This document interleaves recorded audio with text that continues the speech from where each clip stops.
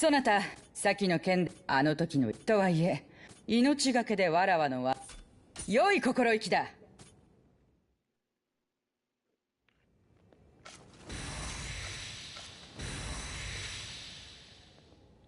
こうしてまた戦える喜び、巴参るぞ。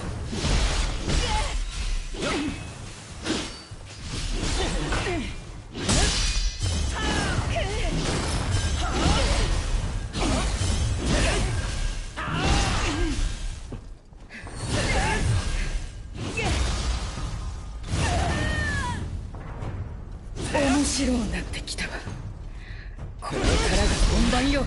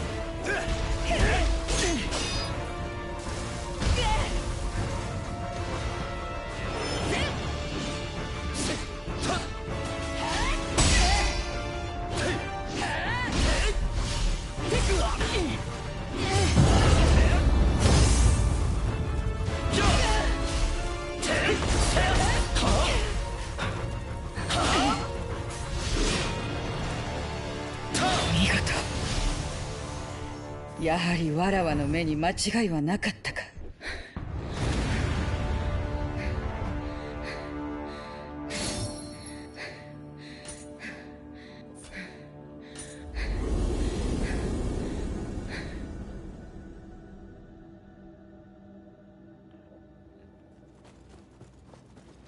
そなたに教えられることはもう何もない。わらわは今日に平安が戻るまでそなたの、そしていずれ近江へ赴き、亡き義仲様にそなたのことを、そなたに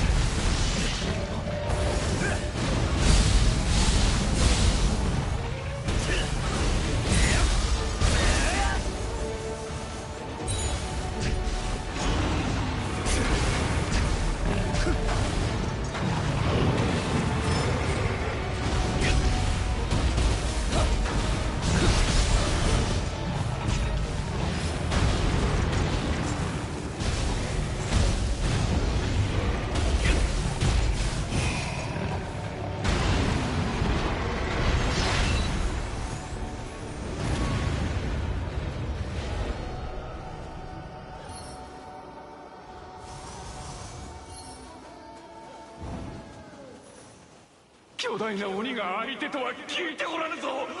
このままでは全滅だ。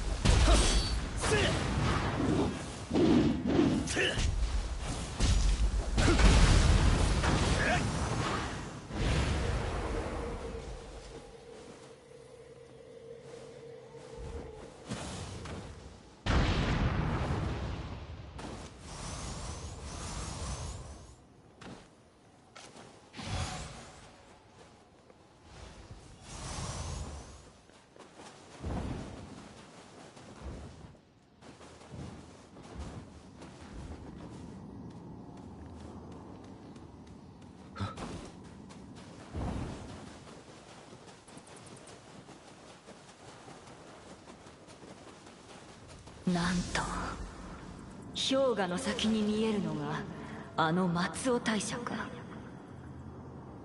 由緒ある神域とて汚れに包まれては崩壊の浮き目に遭う。境内もひどいありさまであろうな。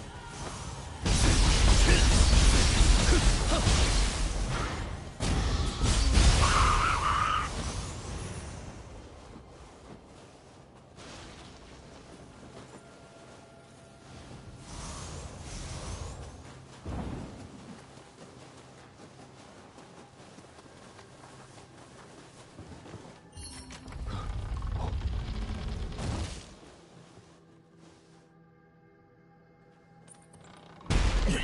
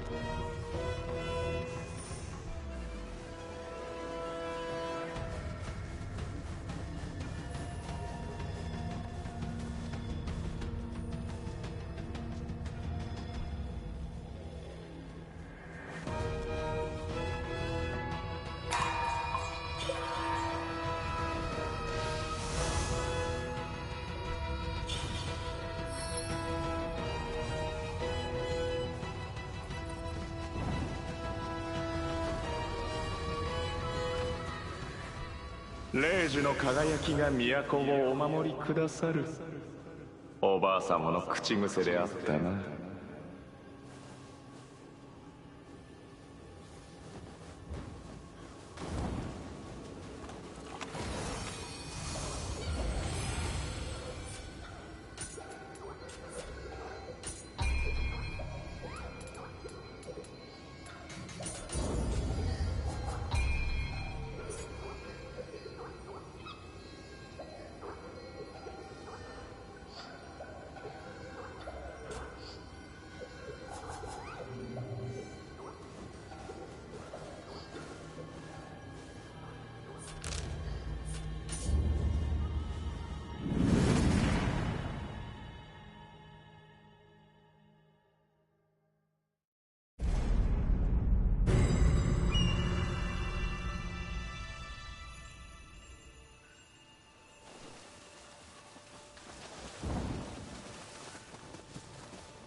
わしの親父無類の計見込んだ者へ化けて出てまで説教。今となってはその和歌にも次の稽古は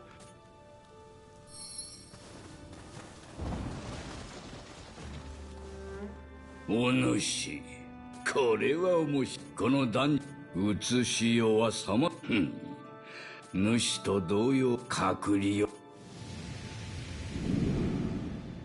これはお主の知る隔離世にいた自らの野望、わしの生きた世にどうじゃ。お主も働き次第では。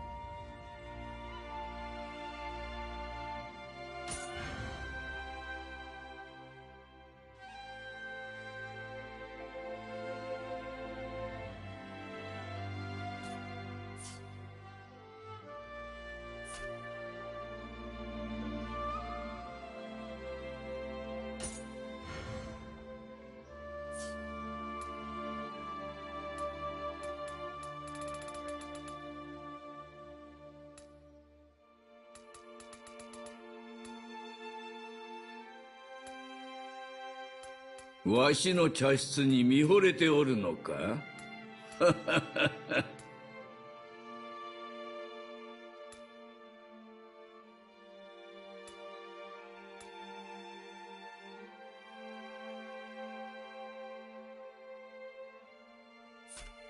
役立てるがよい。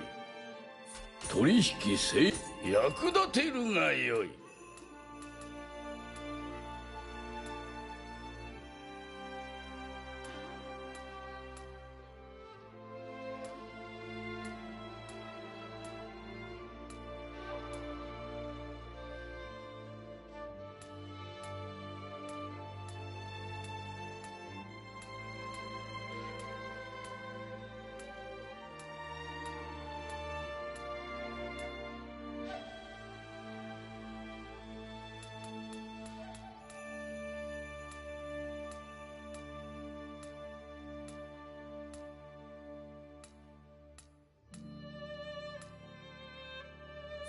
取引成立じゃな。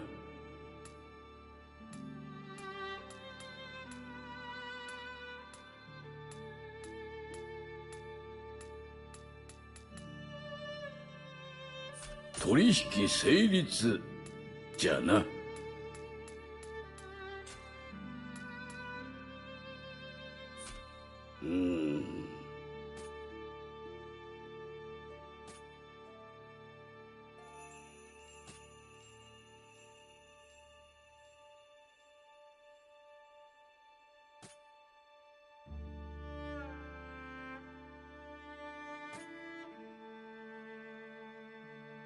気をつけ。ここは時の移し世の際。またお主お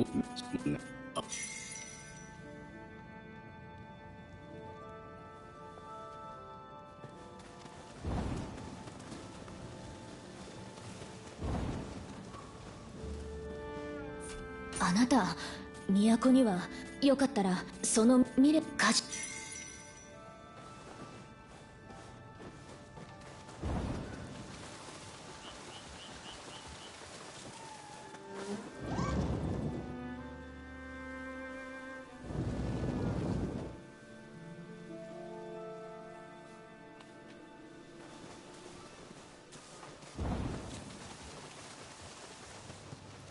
生と死のつける権威仏竹千代様は誰？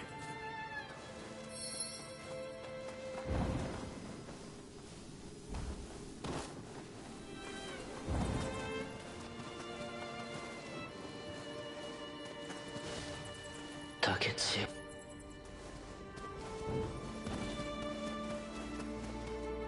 陰陽の術は大乱の陰には鴨志野道満の陰と陽の輪を乱し、しかし長きにわたり悪しき世を導くご覚悟が。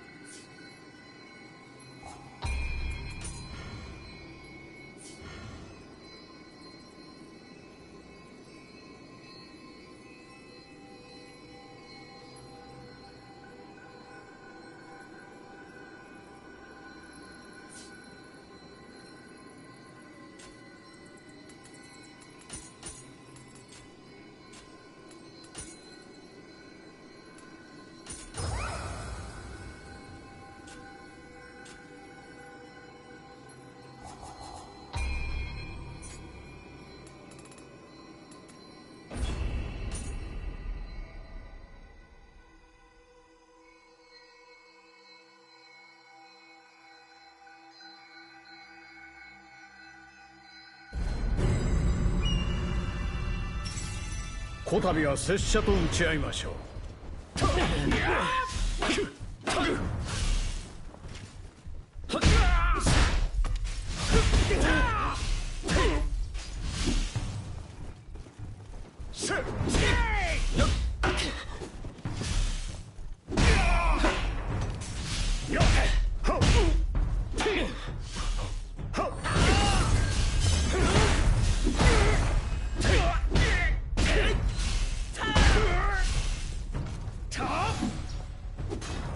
ご成長なされましたな。なん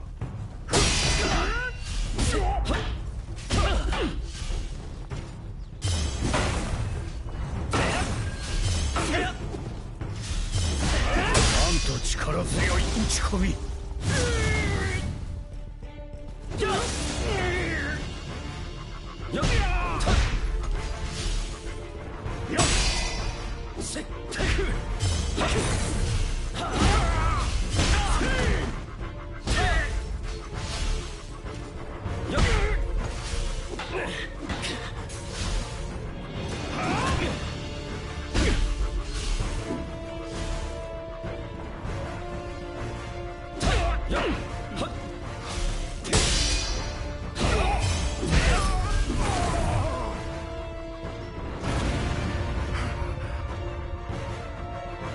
良い立ち筋です。ここまでにいたしましょう。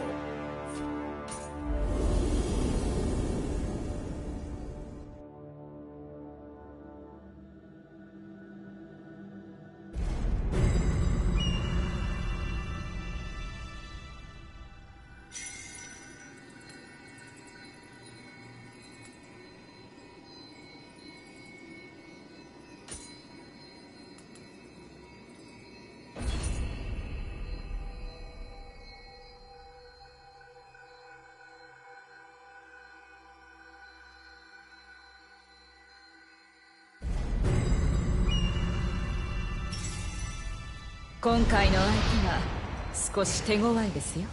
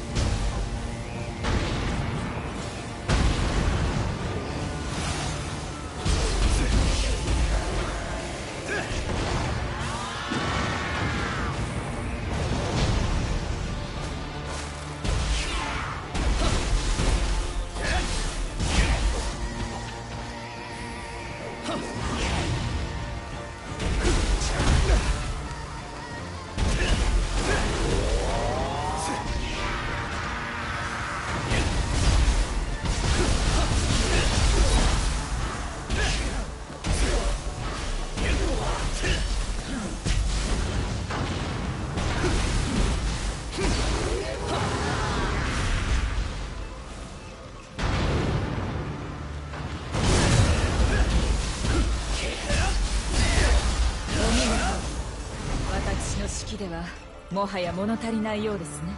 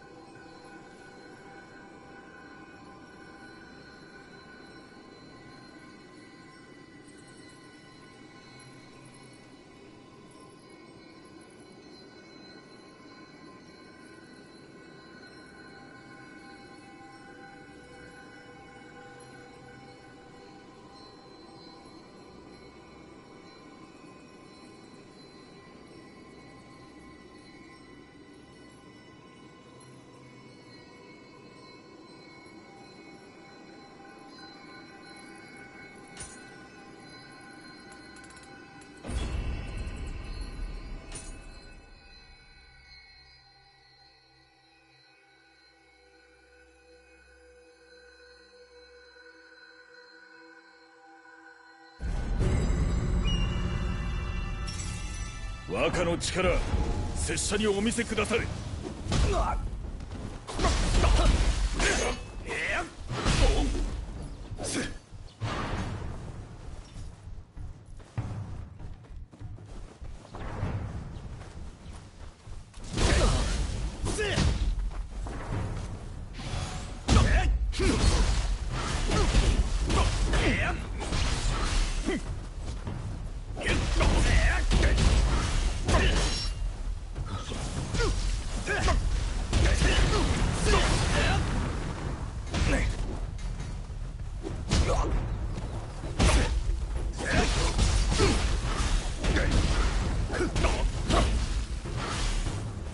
まだまだこれからよ。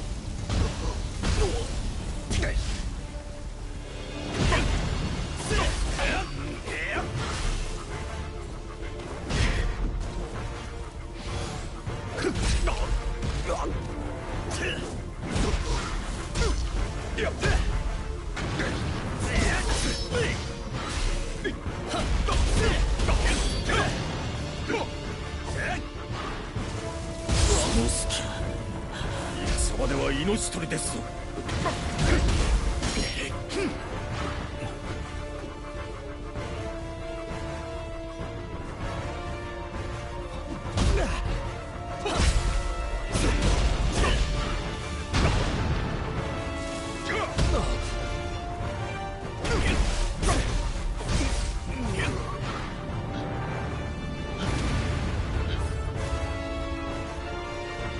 お見事です、若。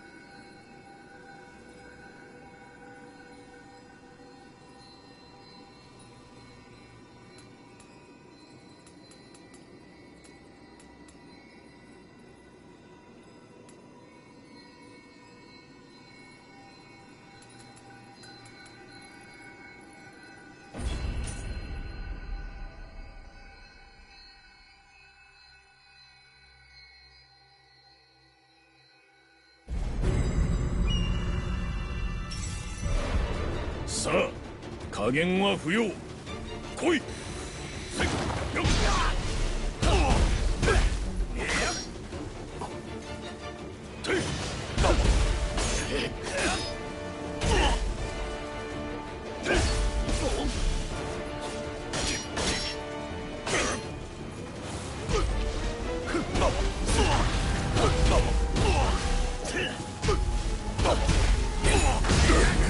なんだこれ式。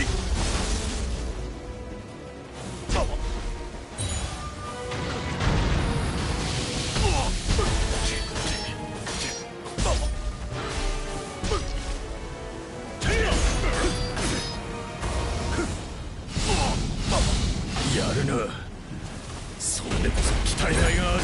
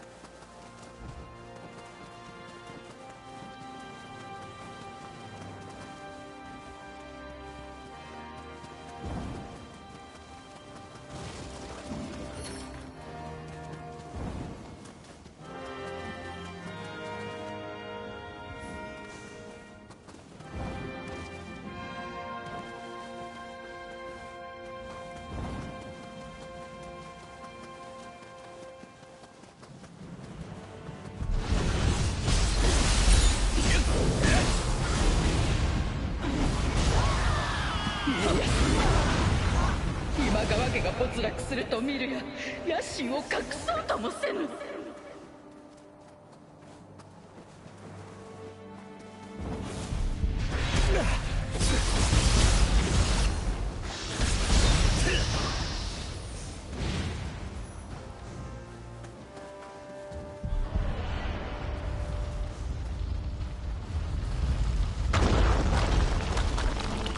お田津様の豪傑ぶり、男であれば天下を狙えた器よ。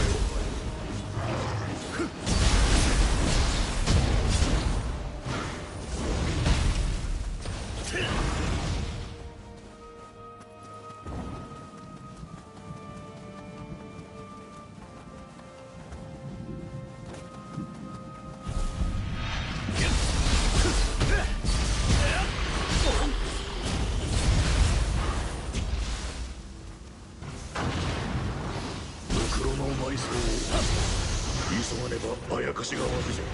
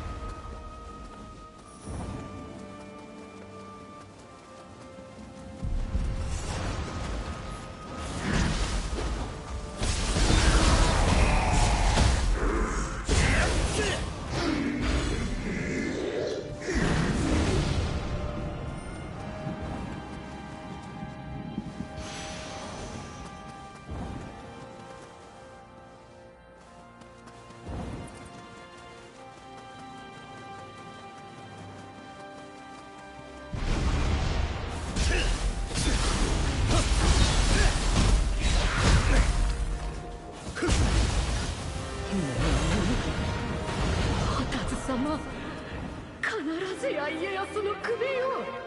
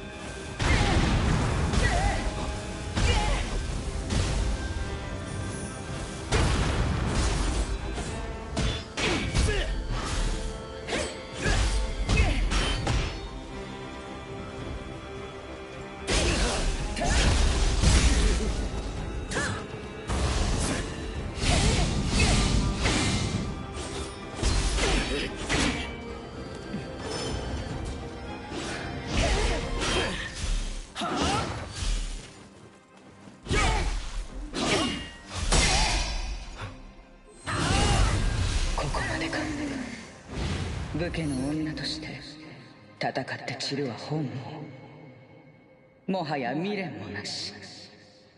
この城と民は家康殿に託しましょう。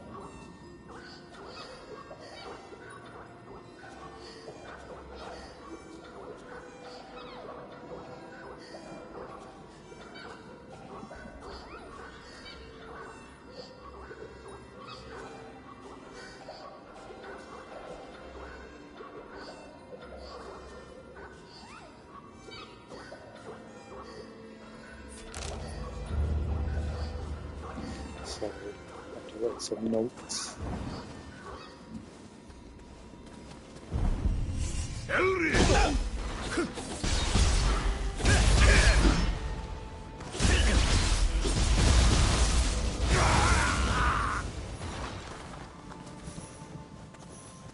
Test something. I see if things I speak about while I'm streaming something else get cancelled. Supposedly, oh no. Some people are just not able to realize or accept Israel is committing a genocide. Stated by their own human rights organizations within their own country, as well as the International Association of Genocide Scholars. Passed a resolution with I think it was 86% majority, saying that Israel's actions in Gaza fit the definition of genocide set out in the Geneva Convention.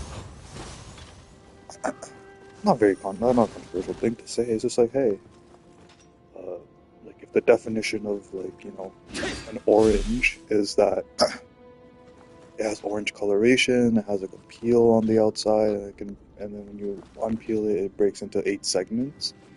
Then to say like, oh, this fruit, you know, like just like you pick a random fruit, oh, this fits the definition of an orange, so it must be an orange, right? So same way, if what Israel is doing fits the definition of genocide, then please tell me what else could it be? Because what else is comparable to a genocide? Like even an orange, like what is comparable to an orange? What else do you have to peel? Like a kiwi, an avocado, right? But then all those again, you can have those extra little definitions that say like, you know, like the orange has like little segments inside of it that can be broken apart. But I mean, does a kiwi have that, or does an avocado have that? Right? So like, not just like the initial definition. Oh, it's an orange, or it's a genocide. It's like the little things inside it that describe it. You know, the qualities and the characteristics of it. You can use those, and then yeah, you can see clearly. And even the stuff that you can't see, I think it was the one definition that they not, like there's no evidence pointing towards it, is moving the children of one group to another group. I think that's happening. Like that's not, I don't think that's like it's different to say that it's not their policy. Like they don't have a like policy saying like, you know, take all the Palestinian children and move them into like, I don't know, Christian camps or Jewish camps or whatever, and convert them and stuff. But also there's like no like, I mean obviously they've said they want to kill all the Palestinians or they want to remove them from Gaza. So like that is policy because it's coming from, you know, top officials. The Prime Minister, the President, the Finance Minister, the Security Minister, even Minister for like, like a lot of them. I think there's like 20 plus that were even submitted to the ICJ as like evidence, like this is incitement to genocide from government officials. Yeah, and you know, we got Israel is doing its genocide, continuing, and then you know everyone's like, oh, ceasefire, but like Israel's just not sending enough aid, but ceasefire. But somehow, like what, 500 plus, probably more than that, have died since the ceasefire. Make that make sense. The most moral country in the world, guys. They can't even follow a simple ceasefire. But, yeah. I even saw yesterday, like, there was an interview, Tucker Carlson was interviewing Mike Huckabee, who's, like, the U.S. ambassador to Israel. Like, he said something, it's like, you know, like in similar situations, like America would have way more collateral damage, like, it would be killing more civilians and all this shit, right? But Israel's like, you know, controlling all of that, it's containing it. I'm just like, okay, even if we believe that, we've seen what American atrocities look like, right? Like Iraq was like 1 million plus innocents dead, Afghanistan also, Libya also, like just everywhere America has intervened, it's been a lot of death. a lot of innocent people, you know, being killed. Like over like 20, 30,000 terrorists. They killed like 500, 300, you know, to 1 million people. So you're saying, so Mike Huckabee is saying that Israel is a better, has less collateral damage than America, or is like a better moral actor than America. And it's like, bro, what are you saying? It's like on its face, it's false because even when America was like killing civilians, like it wasn't like blatant, like as blatant as it is. Like it wasn't corralling them into one area and then dropping like napalm and what is that missiles? Oh, they have those missiles. Oh, what do they call it? Like they, when you launch them, they like break apart. It's illegal in international law. I forgot what the name of them are. It's like that one in the Tony Stark scene, the first, like in the first Iron Man movie, where he's like, for your amusement or for your consideration, and he turns around and like that one missile turned into like 100. Right? Those are illegal in international law. Cluster bombs, right? And Israel is using that in Gaza. Like, obviously, no, I'm not saying it. No one is ever going to say that America is a angel. Right? The only reason Israel can be so bad is because America is so bad. But yeah, like Mike Huckabee is like, oh, you know, Israel's way more moral than America is. So it's like, okay. If we accept that argument, we watch we've all seen what Israel's done, and you're telling us that America is worse than that, right? So either way, like if you don't believe what he's saying, or if you do believe what he's saying, it just makes everything like look even way worse. Like it's not helping either case, like for Israel or America to, like, you know, not being terrorists. Right? Israel and America are the terrorists of this world. Like, show me another country that has gone through as much war as these two, and especially over like the reasons that they give, which when we find out, oh, it's not actually real. Like there was no weapons of mass destruction in Iraq. I can't remember what they were saying about Gaddafi. Right, but Gaddafi was trying to create an African Union. Like there's a European Union, why can't there be an African Union? Right, in which the African nations have power. They have trading power. They have like influence in like that. They all work together, right? The way all the European nations all came together, like when Trump is like, I'm gonna take over Greenland, they all came together. Like, nah, bro. So when someone like this guy's like, oh, I'm gonna take over, you know, whatever, Nigeria or Chad or whatever, the African Union can like stand together, fight them off. Like, I'm sure the European Union has like a coalition army, right? So imagine if the African Union had that. Like just that word, African Union, it like burns the ears of like all the white supremacists and all that, all them South Africans, like big boy Elon. Yeah, the world is such a joke.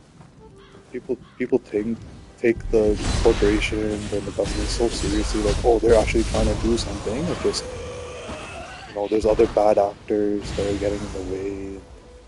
You know, we could have like an amazing world, but then there's just like these few people, like, you know, either the Republicans or the Democrats, depending on who's ever is in power.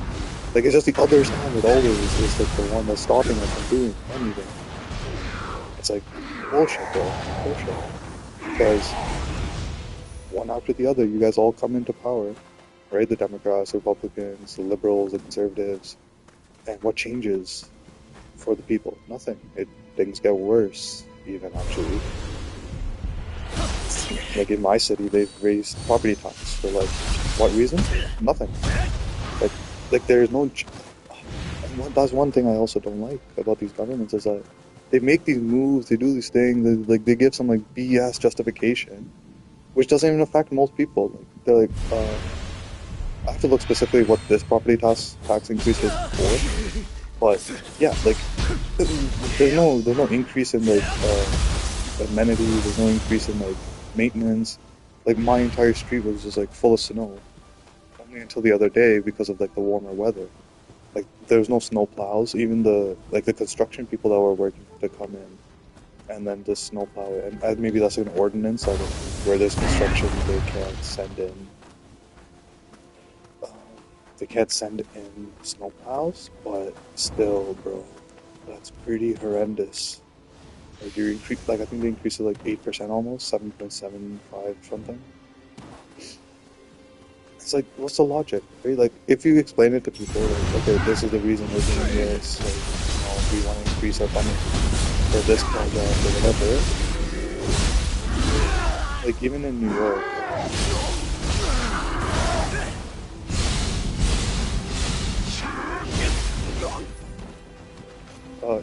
Zoran was like trying to pass a wealth tax, right? But it's like, it has to also come from the governor, like the government has to approve it. Like, he can't do it all on his own. And he like flat out said to the government, or like basically to the people, that if the governor doesn't pass this wealth tax, which will like you obviously only target wealthy people who have more than enough money, right? So either the governor can help him pass this wealth tax that would only whatever tax the wealthy, or he's gonna have to increase the property taxes for all residents of New York. Right? Like he's like saying this is the only solution. Like there's no other way for us to help the citizens of our city, right? The citizens of New York, without increasing like revenue for the city to then do the things it needs to do. Like he's giving people like universal health care, right? I think it's like 20,000-30,000 savings. People are saying, right? That money has to come from somewhere, right? So, like, someone's probably gonna be like, "Oh, why do you have to do that? Like, why do you have to be such a socialist? These increasing taxes on everyone to give people like, these like basic things that they don't even need. Like, people can pay for daycare. Like, yeah, like capitalists, you can think of the arguments they make, but it's like they're just dumb. Like, bro, what are you saying? Like, you can't charge a guy that has like $10 million in his bank account extra 10 grand. Like that 10 grand's gonna not like zero. It's like not even a drop in the bucket for him. And they're gonna cry about it. They're gonna go spend a couple more $1 million to campaign and like try and not get the wealth tax. Why not just pay the tax? See the improvement. And like even that is like one of those things where it's like they know. I'm pretty sure the wealthy people know how affordable it is for them to just pay a wealth tax. They know it won't affect their bottom line that much. I'm sure they know of it because it's just like simple math, simple like mathematics, right? They earn enough money that paying wealth tax, like which would be I think like 2.5% even maximum, I think it was what they were saying, is nothing, bro. Like 1% of a million is 110,000. So 2.5% of a million is 25,000, right? Uh, like what are you crying about? $25,000, bro. You spend that probably on lunch, right? Like a rich person would probably, oh, I'm gonna go just 25,000. What's 25,000, bro? I fucking buy like diamonds or a purse or like some bullshit for my girlfriend, like for my other like ex-wife or like my fucking mistress or my second girlfriend. Like wealthy people are spending stupid amounts of money on stupid amount of things for no reason, but they don't want to pay wealth tax because they know if they increase the minimum quality of life for most people, they won't be able to get away with like most of the things that they do, right? Like increasing prices for food is just another attack on people on their quality of life. It's lowering the quality of life. You can't afford the same amount of food that you used to have before, right? You're not getting enough energy, you're not getting the same amount of nutrients and everything. Your quality of life is going to decrease, right? Like if you just use energy levels, right? Like before, like let's say like COVID, you could eat like a breakfast with like 6 eggs, right? Because the eggs are like $4 or something, for 12, right? Now they're like $8 or something like that. So now you can only eat like just have it. You can only eat 3 eggs. So now your breakfast has been halved. The energy you would have received from that has also been halved. But then everything else in your day is like kind of the same. You require the same input of energy. So it's like, oh, like now you have less energy to work with, and even having less energy then makes the things that you're doing require more energy. It's a very weird way that works. right? When you have more energy, you're using less of it on the things that you're doing, right? But when you have very limited amount, um, it increases how much you're using. It's like a, yeah, I can't remember, diminishing returns is that's the word, I think. But yeah, it's like that's my cynical kind of view that they know that they can afford it. They know that it would actually help the people, and that's the reason they're not doing it. They don't want the people to have a good quality of life. They don't want people to ease up, right? They want them to always be in these stressful situations, which then causes their health to go bad, which causes them to make decisions like impulsively or like without thinking it through. Sometimes maybe or even this whole thing of like entertainment, right? Like people, they're like, oh, I worked all week, I'm just gonna enjoy myself the weekend and then get ready for the next week. Because of that, they've worked all week now, like whatever, they have less energy because they can't afford the same amount of food. They're using more energy to do the same amount of work. Um, they're working on during the week, the whole week. Like sometimes because again, things are expensive. People are having to work extra jobs, right? Maybe so. I think in America, like no one has savings. Like most people are living like paycheck to paycheck. In the greatest country in the world, most people are living paycheck to paycheck. So, what was it? Right? Yeah. Yeah. So that even that little bit of free time that people have that they could use to further, something in their life, like their knowledge, their health, their fitness, whatever, they don't even have that time because like in their mind that time is just because they need the energy to like get through their days and whatever. Like they've been convinced that they need to take a rest period by watching Netflix or going to a concert or going to cafes and restaurants and spending all this extra money. Like they've created an atmosphere or society where no one's like really concerned about, or like they are concerned, but there's nothing they can do about like their own well-being, like spiritual health, mental health, whatever, physical health, all around. Anything, everything is being reduced.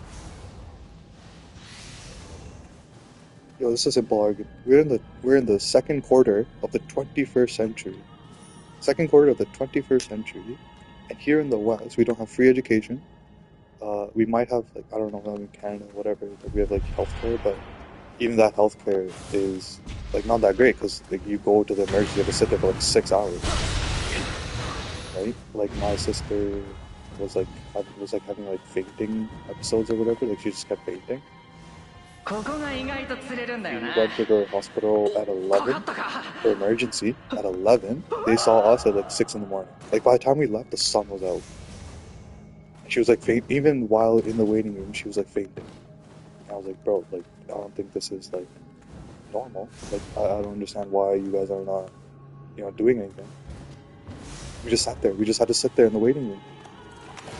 And I mean, sure, like okay, whatever. In the same day, they got to see like my sister was able to see a doctor, get like IV or whatever, get checked out. Like for my own personal anecdote, and it's all anecdotal, so people will judge on that. I know for sure, but it's an anecdote. Anecdotes I think are still somewhat okay evidence. Uh, I went on a trip. I hurt my knee, like I fell and I like ripped my meniscus. Like I was in India, whatever. And then they said we went to the doctor the next day. The next morning, we went to the hospital. Got a what was it, MRI or X-ray or whatever? MRI, I think it was. Yeah, the big machine. Oh no, was it MRI or X-ray? I think it was X-ray. Yeah, I think it was X-ray. Um, so yeah, I got an X-ray the next day. Just not even an appointment, not even anything. We just showed up. We're like, yeah, it fell. You just needs an X-ray. Within like 30 minutes, I was in the X-ray room and they were doing their shit. Okay. Um, Came back to Canada and like I had to uh like could get it checked up again from my doctor. And so yeah, I told my doctor like, yeah, this is what happened, da da da, whatever. So she set an appointment for me to get another X-ray, because at that point it had been already like 4 months or something. So just to confirm like if anything was wrong or whatever, like how the healing had gone. Yeah, the people in India suggested I get surgery, but I was just like, I'm not one for surgery. Like I don't want surgery in my life. Okay? So I was like, no, it's okay. I'll just let it heal on its own, and then we'll see what happens. So yeah, whatever. I come back to India or Canada in like April. I get an appointment to get an X-ray in December of that year. So what is that? 8 months? So you're telling me in this civilized country, that's like, oh, we're way better than everyone else. We have all these institutions, we have all these like things, clean streets, all this bullshit. It took them 8 months for me to get an X-ray, while in this country that's like whatever, underdeveloped, dirty, all this other BS that people want to say about it. The next day I was able to go and get it, and then they were ready to give me surgery within the week. Within the week. And like, sure, maybe some people will be like, oh, it's because you're like foreigner and all this other bullshit, and like whatever, maybe I have like family connections, but still, like, okay, a foreigner comes here, gets sick, are we gonna give them surgery within the week? Right? If they same thing, they go to a party, they fall, they rip their hamstrings. Are we gonna like, do we have something in place for them to be able to get the healthcare they need? No. Right? Like most of the students that come here have to rely on the university healthcare that they're provided, and then once they're done university and then they're looking for a job, the work is like they're supposed to get a health card once they get a job. So it's like that in between period between not like finishing school and then not finding a job, like those immigrants, those like foreigners are screwed. Because anything that goes wrong, right, they have to deal with it out of pocket. Right? Even in India, sure, it's out of pocket. That's like, I think they were charging me like 30 grand Indian, which is like $500 for a surgery for my knee.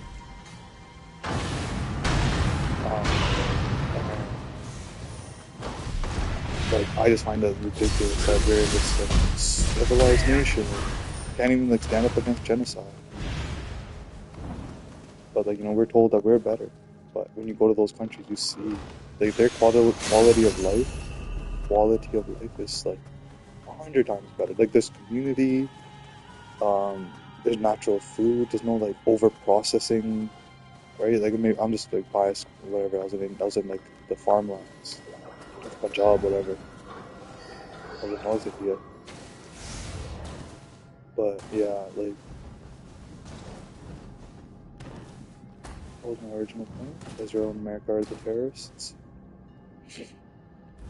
Yeah, like Mike Huckabee saying, or whatever, going back to the original point, like Mike Huckabee saying that Israel's more moral than America.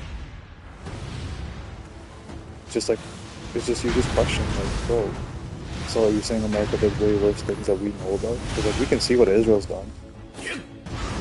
You're telling us that America is worse than this? So you're just admitting that America is beyond a genocidal state? Like, like, it doesn't help them any way. Like, obviously, everyone knows he's just trying to, like, talk up Israel. Like, it's just a talking point to say that, Israel is the most moral, or, like, they're better than America in terms of warfare, like, all these other people. That's like, okay. Factually, it's not true. Actually, it's not true because, I mean, actually, sure, I don't know, to be honest, because you can't trust most of the documentation that came out of America about their wars in Iraq and Afghanistan. I think,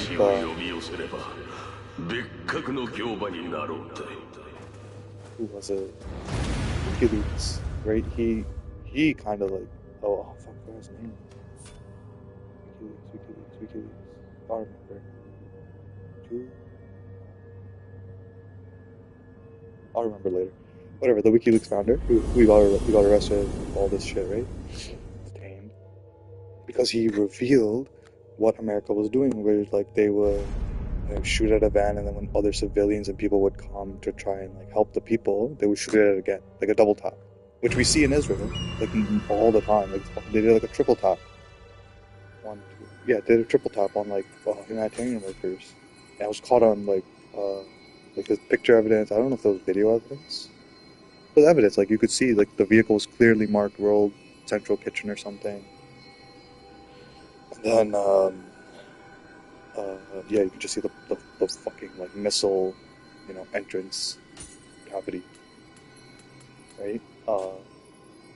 So Mike Huckabee is basically saying, right, that America is worse than the people that have been specifically targeting humanitarian workers, children, women, civilians, refugee camps, humanitarian, like UNRWA, right, UN facilities, hospitals, schools. So you're saying America is worse than they are, right? And like, he should be fired, 100%. He should not be in any kind of position of like official business. Like, imagine, like, Israel is like the only country, right? Like you can talk shit about America as much as you want. You can't talk shit about Israel. Like he can say, Israel's more moral than America, but no one can return that and say no, America's more moral, because then they're like, oh, you're an anti-Semite. You're just saying Israel's not moral because they're Jewish. What? Bro, you're retarded? That word? Like, it's like to say, like, yeah, America's shit because it's a Christian country. Because Christianity's not it's not real Christianity that they're following. They're following Paul's religion, not the religion of Christ. Right? Christ is like, open your arms, right? So why not open your arms for the children that are being killed? Like, why not say, like, that's wrong? You can't, because, oh, you're just such a slut for Israel. I fucking down all these people. At least for them, we know that there's, like, Donald Trump and stuff, we know there's some, like, black people, which is why they're so, like, Israel's part. But, like, regular people, I'm just, like, shocked sometimes when they try to... And the other day at the gym, I told some guy, I was like, oh, you look, like, similar to Zoran Mamdani. Right? I was like, oh, you're like, doppelgangers, and I was like, you look like Zoran Mamdani. I wasn't even trying to be political. I was just like, I just noticed. I was like, oh yeah, you kind of look similar. You have like similar hairstyle, similar facial structure, all this. Nothing political. This guy's like, oh, you're calling me a communist? Like, what? Like, that's what you got from that? Like, you're taking insult to me saying you look like someone because he's like supposedly a communist. He's not a communist. He's a socialist. Because communism is not a thing. Like, these people don't understand. Like, people try to talk shit about communism. It's like, you don't understand like the basic thing about communism. That when communism happens, there's no government. There's no money involved anymore. Like, there hasn't been a communist country, right? There've been countries that are moving towards communism. You would call those socialist countries. But it hasn't been a communist country, right? And then he's like, oh, I was like, oh, what's so bad about communism, right? Because, like, I've read the theory, I've understood it, I've seen the various attempts at it, and I understand, like, yeah, for obviously some shit happened. But one, the numbers are over exaggerated. Like the famine in Soviet Russia or whatever, like they're like 100 million people died. Okay, show us the documentation for that. Like, where's the graves? Where do the bodies go? Do they cremate them? Like, show us the records of like how you can prove that 100 million people died. Right? And they'll be like, oh, well, the Soviets like disappeared them. They just buried the body somewhere, didn't tell anybody. La la la la la. Gulags, all this, right? I was like, okay, fair. But still, feelings don't care about your facts, right? Like, you need some facts. Like, most of these people, when they talk about communism, try to talk shit about it, is just mostly NPC talking points, propaganda, and like. I don't understand how people have not understood this, that the CIA, since its inception, had been like making major efforts to curtail the development of communism, right? They wanted to stop. So like, even that famine that happened in Soviet Russia was not just because they were doing communism. Like, it was not as a result of like socialist policies and all this. It was a result of capitalistic sanctions. The same way Iran today is getting fucked right? I think the real is like 1.6 million per dollar, right? They admitted it. The Secretary of the Treasury, U.S. Besant or whatever his fucking stupid name is, with a smile, a smirk on his face, he's like, yeah, you know, we took some actions to destroy the currency of Iran so that we could instigate the protests, so that we could have an excuse to then go fuck up Iran. Like, they're admitting it on TV, right, with the most, like, confidence, that, you know, so much confidence, because they're gonna get away with it. They know they're gonna get away with it. Because America's been doing this for years. Right? They did it in all these other countries. They got away with it. And, like, you know, before it was like, we just didn't have the... Like, now the only reason we're able to patch a lot of the things is because the technology we have available to us. It allows us to, like, communicate with others.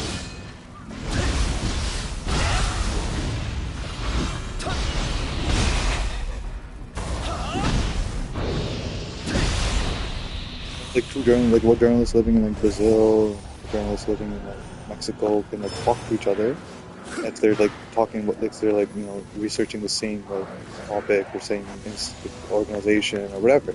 Like, they have that ability to communicate much easier with each other now than they did in the past. I think that allows us to see a lot more about what they're doing, right? But in their minds, they're still in that state where no one knows about what they think that no one knows what they're doing, and they can just keep getting away with all these, like, obviously, like, illegal, obviously blatantly, like, forced, you know, moves, like, you know, destroying the currency of Iran to then instigate the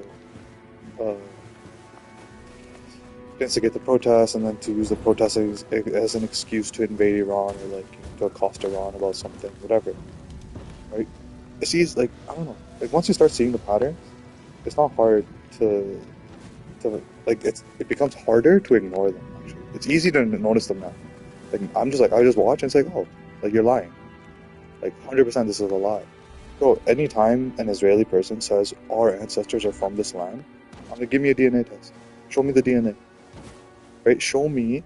Like, you could just get, like, 10 people from Palestine, right? Get their DNA test, and then use that, like, the average of that as the thing. Not even Palestine, even, like, Lebanon, even Syria, like, anyone in that region.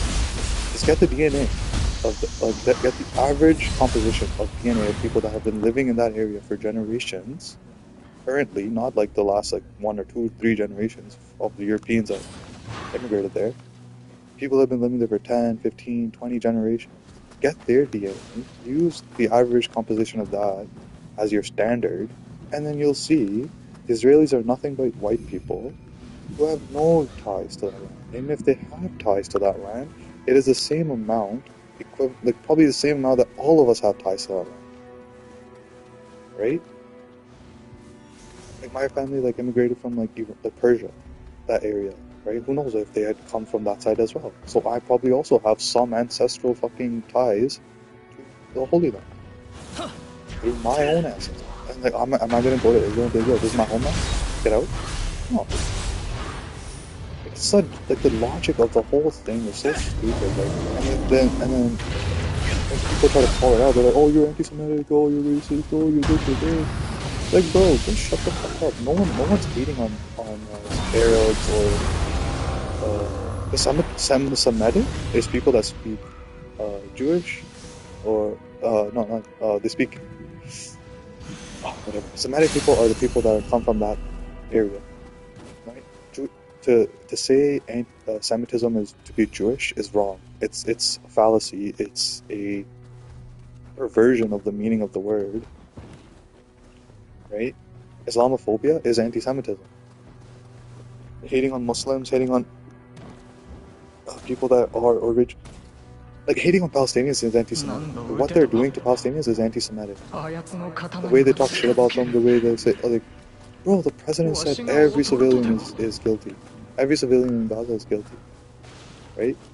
Like, which was, again, evidence used against him, presented in the International Court of Justice against the State of Israel, that their officials as a matter of policy, or like not even policy. Like if your officials are saying this shit, what do you think the fucking regular people are gonna think? Like, oh, okay, the top guy is saying they're all terrorists, so okay, they're all terrorists. Like if the top guy is saying it, we can't get in trouble for saying it. We can't get in trouble for believing him. He's not like he's not the top guy, but even Nioh called him Amalek. And Amalek is like some really, if you look at it, it is just genocidal term, right? Amalek is a genocidal term. Like, kill all the Amalek, like the children, the donkeys, even. I mean, imagine being so genocidal, you go after the animals of those people that they own, right? Like you hate this one group of people so much that even the animals associated with them you want to kill, right? And he said this within like the first month, I think, within the first month of the genocide started. And people are like, oh yeah, moral army, woohoo, Israel, anti-Semitism, oh my god, so sad. We gotta protect the Jews. No, they're not Jewish. Like they're not Jewish. Netanyahu's name is Milikowski, bro. Like his whole family, his whole like you could look. I bet you that these people have more ties with something called the Khazarian Empire, right? An empire that existed in Eastern Europe, in which the entire country, the entire empire, mass converted to Judaism because it was the only religion that they could see that had no like it didn't have like a cultural like okay, let's take Christianity for example. Christianity had the Vatican. The Vatican already existed at the time, right? And the Muslims had the Caliphate, right? So both if this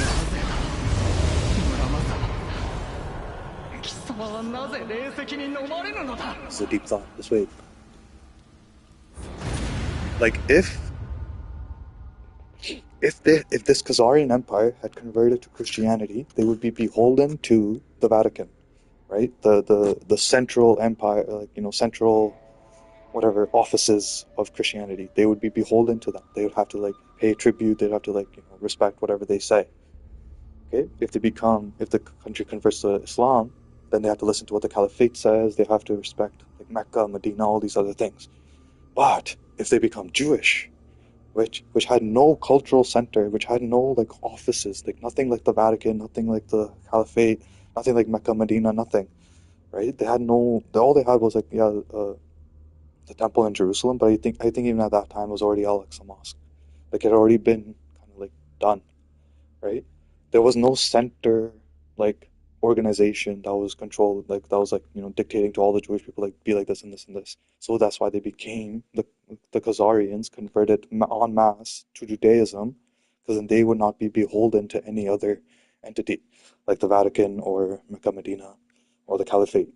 Okay, like I can like with almost like yeah like high certainty I can say that if we were to do DNA tests of these people, right, of the Israelis, the Palestinians, the Lebanese, the Syrians, the Jordanians, the Egyptians, we would see that the Palestinians are much, much more closely connected to the land and like the people surrounding them, and that the Israelis, the Europeans that came from Eastern Europe, would all have Khazarian connection to Khazar, where Khazar Empire used to be, right, to that land.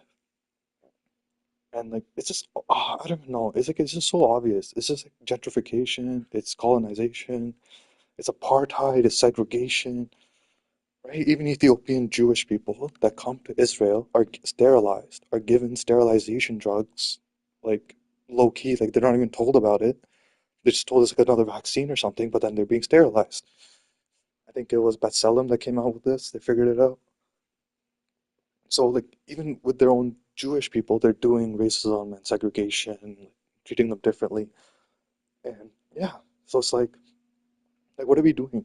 Like why are we protecting them? Why are we defending them? Like they're not Jewish, right? Because Jewish people have most people know about the Ten Commandments, okay?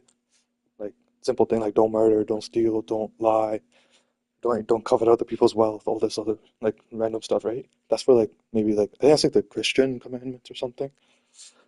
The Ten Commandments are like the basic shit. But then the Jewish people have 613 commandments, right? And those 10 are included in there, right? As like a baseline, maybe, whatever. But they have 613 commandments that they have to follow. But they can't even keep like the 10. Like they don't like do not murder, do not steal, do not lie, right? They've been murdering everybody in Gaza and like a lot of people in West Bank. They've been stealing their land. They're lying about their connection to that land, right? They've forgotten God. Like, what God? Any God, even if the God has chosen you, even if he says like those other people are just whatever, that you are chosen, what God would allow you to just go massacre children, right? What God would allow you to then like desecrate his whole like the earth is God's temple in my whatever. What if I had to if we went for that perspective, the earth, the entire earth, all the land, all the water, the sky, everything is God's like temple. If we imagine it as God's temple, okay? They fucking destroyed Gaza. All the agriculture, right? Like the natural life that existed within Gaza, like within the land itself, has been like eradicated. It's been soaked in blood.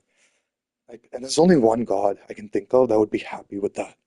Not even a God, like an entity. There's only one entity, right? Everyone knows it. There's a show about it, fucking called Lucifer, right? There's only one entity, one type of entity that like within our like common discourse, knowledge, whatever, that we can point to that would be happy with them doing that, right? And then probably other offshoots. So we know that the Israelis believe in Baal, Baal. I think he was one of the. Actually, I have to see. I think he's related to Solomon. But okay, one second, I'll be right back.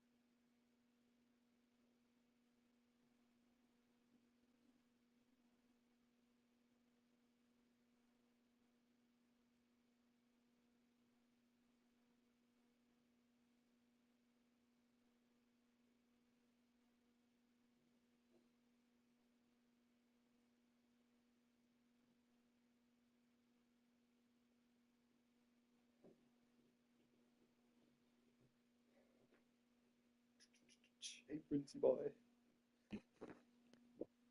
Yeah, that was a lot. Also, this is just a test to see if YouTube cancels my channel or cancels this video or something because I talked about Israel in a negative light. Like, Israelis are not Jewish people. They're not if they're not following the commandments, the 613 commandments, if they're not adhering to those, right? They're not Jewish. That is what it means to be Jewish, is to follow those commandments. Right? Same for a Christian to baptize, to follow the words of Christ and all this other stuff. Same for Muslims to follow the Quran, pray to Allah, right? Like Islam says, you're not supposed to kill an innocent. So when a terrorist, like a Muslim, air quotes Muslim terrorist, kills an innocent person, that person's not Muslim.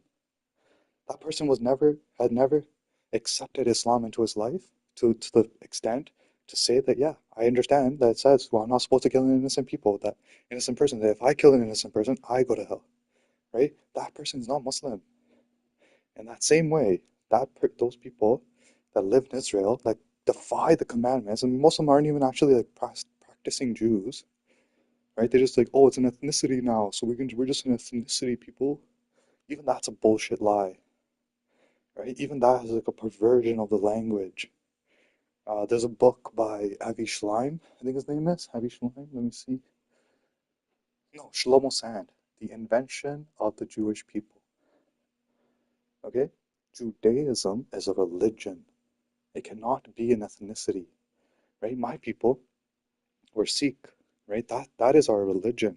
That's not our ethnicity. Our ethnicity is Punjabi because we're from Punjab, right? That is our ethnicity. Like fucking someone born in Canada will be like, I'm Canadian, right? Like a white guy because they don't have any culture, no, whatever. Sorry, joking, joking. Someone born in India, I'm Indian. That's my ethnicity. They don't say I'm Hindu. They don't say I'm Muslim, right? Muslim, Hindu, Sikh, Christian, Buddhist. These are not ethnicities. These are just religious practices that those people have adhered to for most of their lives. And then they'll be like, oh, okay, but like because Judaism is like a maternal thing, like it gets passed on from. Bro, what do you mean? I was born in a Sikh family. I'm Sikh. Like I'm or not that I am Sikh. I was told to become a Sikh. I was shown the ways of the Sikhs. That does not make me a Sikh. I have to I have to accept it on my own. I have to like go through the practices, practice it on my own, right? Then I become a Sikh. I'm not a Sikh just because I was born into a Sikh family, right? And that's just like the loop, whatever a lot of people are in. Like someone that's born in a Christian family obviously going to probably become a Christian, right? Someone born in a Muslim family is obviously going to become Muslim. Someone born in a Sikh family is going to become Sikh. Someone born in a Jewish family is going to become Jewish religiously. It's not an ethnicity. Like that is like the biggest BS that has come into our world. Oh, it's like a protected class, right? Bro, okay.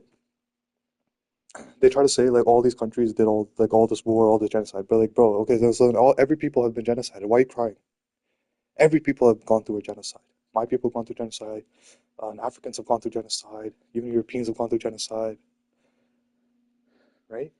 Like the Nazi Holocaust. Sure, you can say like, yeah, we targeted like even the number like 6 million Jews has been like contested. It's like I think it's like the last verified number like with names and registries and all this was like 4.8 million, right? But that's not even comparable. That's like a quarter of the Russians, the amount of Russians they killed, right? It was a quarter. So like what are we talking about? Like why has the Holocaust become like a Jewish thing? It's not a Jewish thing. Like yes, maybe many of the people that were like no, sorry, not maybe, 100%. Many of the people that were being targeted were because they were Jewish or they were gypsies, right? That had these like it's not again, I don't want to I'm not someone that well, I don't want to say I understand Hitler, right? But like yeah, I've spent some time now looking into the history. Like I didn't know what the Weimar Republic was. I'm pretty sure most people don't even know what the Weimar Republic is, right? In terms of Hitler and Nazi Germany and all this. No one like I'm pretty sure. Like even when I found out and I asked some other friends about it, they're like, what's that? Right? And the Weimar Republic was like what Germany was called at that time and like what was running it. And again, if you go through the documentation, it's kind of like how today you can't say mainstream media is run by Jewish people. You can't say it, right? Like it's anti-Semitic, but it's like who owns it? Rupert Murdoch, oh shoot, what's that guy? George Soros, right? Most media, most corporations, most anything that we use today, even what NBA, who's it run by? Adam Silver. Who's he? A Zionist. Pretends to be Jewish. Like they're not like yeah, we have to like create a separation between Jewish and Zionist because like some Jewish people are Zionists for sure, sure. But most Zionists are not Jewish, right? Like there's not a single like I would if a Jew says he's a Zionist, he's not a Jewish person. He's not. I don't consider that person a Jew. He's cosplaying as a Jew because just like what is core to the ideology of Zionism is the eradication of those people of that land, right? Like like some people might have heard this saying like a land without a people for a people without a land or something. But it's like there was people there. There was civilization. There was cities there. There was building. Like things was there. And like they try to claim like, oh, it's only because the Jewish people came to Palestine that all these things came up. But like, bro, what do you mean Jewish people? First of all, were already there. Like Orthodox Jewish people, like actually practicing Jewish people were already there in Palestine. Okay. And then yeah, they already had infrastructure. They had hospitals, they had schools. I'm pretty sure they even had like universities. So it's like, what are you talking about? Right? Most of these people they like come and say, "Oh, Israel this, Israel that." Like, bro, like shut the fuck up. Like, just read some books, right? Just go do some research beyond ChatGPT. Like, if you ask ChatGPT anything about Israel, it's lying to you, right? Like, you have to like prompt it for it to finally admit the truth. Yeah, there's a court case against it. The International Association of Genocide Scholars have said it, right? Like, like even if you can put all the evidence, like all the human rights organizations, even the ones including in Israel, are saying that they're committing genocide, that they're doing apartheid, all of this, you can provide all that evidence, and then maybe it'll be like it could be accepted that because of all this, like yes, that Israel is committing a genocide, but it's complicated.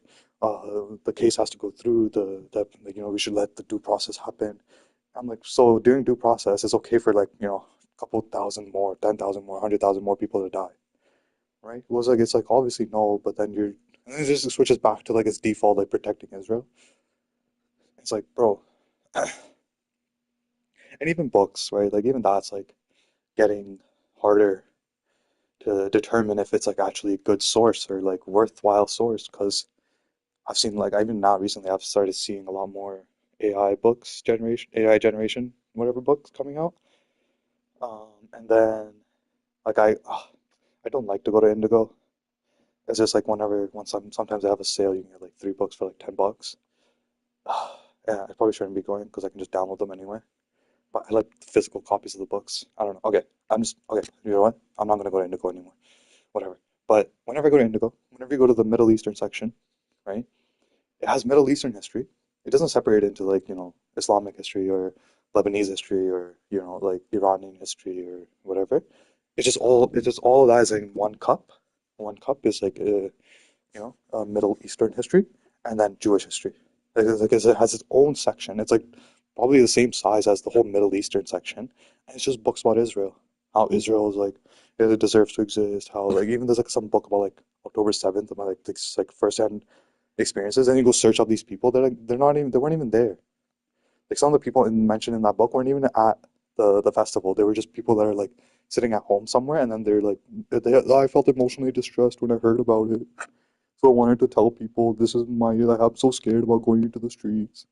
Bro, shut the fuck up. Like go like look, imagine the life black people live, right? Imagine the life that immigrants live, right? I'm like whitewashed immigrant. I grew up in Canada, so I'm not even as immigrant. Like I don't sound like an immigrant, right? So like I look like one though, 100%. My name is one though. Like I'm like kind of like thinking that that's the reason I'm not getting jobs recently. It's like my name just comes off immigrant, right? Um, but like imagine those people's lives. Like I was walking down the street with some of like whatever my a group of friends. Like they're immigrants, like they're students, whatever. I'm just there. We went grocery shopping. I was walking my dog. My dog's a little bit feisty. I don't know if the feisty is the word. He just gets excited when he sees other dogs. He just wants to go play and stuff, right? So some ladies, like white ladies, like walking by with their dog. My dog starts barking. I'm holding him. I'm saying, I'm sorry, I'm sorry. He's just excited, right? And then at first she said the sentence 3 times. Okay, uh, you should get your dog trained, right? It's paraphrasing, like something around that, right? At first I was like, okay, yeah, I understand. Like I know it's frustrating to you know, have these other like dogs like being acting this way, like while your dog's being chill and everything. Sure, I can understand. I was like, okay, yeah, you're right, I will, right? And then she said it again, but with like a tone, right? And like I understood right away. I was like, oh, she just because she thinks I'm like because the other people were talking and like they have accents, so like I'm sure she just assumed, right, from there that like oh, I'm also part of that, and I'm an immigrant too. And she said it again, and I was like, yo, uh, go mind your own business, right? Right? Like I probably said, go mind your own fucking business, something like that, probably. Because like, yeah, I've dealt with too much racism, so I don't play around. And then she's like, go back to your fucking country. I was like, I was born here, even though I wasn't. I came here, I was like 8 or 7, I guess, right? I was like, she doesn't know, and the way I sound, right? Obviously, it sounds like Canadian. And then, and then, yeah, and then she's like, go back to your fucking country. I was like, you go back to your country, Karen. Fucking Germany, Poland, wherever the fucking dumb shit you're from, go back, Right? She's like, I was born here. And she starts, it's like a 50, 60-year-old woman, starts shaking her ass at us. I'm like, what the fuck are you doing? And I was like, I know where you live because I've seen her dog and stuff, right? I was like, what are you gonna do? I was like, I'll call the cops right now. They'll come to your house. And I think she just walked away. I just turned around as soon as I like started saying some shit. And I've noticed that a lot with white people is that they'll target brown people or like whatever, like immigrants. And like because they're thinking that they don't know what's going on. They don't know how to like fight back. They think like they have this power over them. And then as soon as you start like yo, come, come. Like some guy came to my it was a long time ago, it was a couple years ago. Uh wait, a couple years ago, yeah, like what do you call it? Yeah, me and my neighbor were like just working in his lawn. Okay, wait,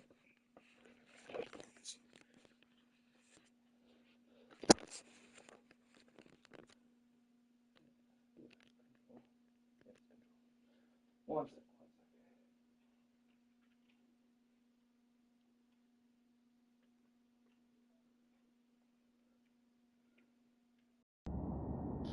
Yeah, yeah.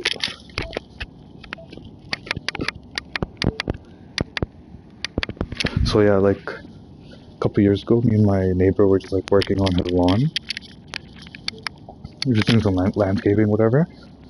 And then like these like two white kids like bike by, and then I don't know what he said. Like, I think he said some racist shit, and I was like, "Yo, fuck off," right? Like, and then my neighbor was like, "Yo, don't give him responses, like whatever." So obviously these kids were just being stupid and being racist and all this, right? So whatever. My neighbor goes, whatever. We finished the work for the next day. The next day, or like 2 days after that, I think it was the next day maybe.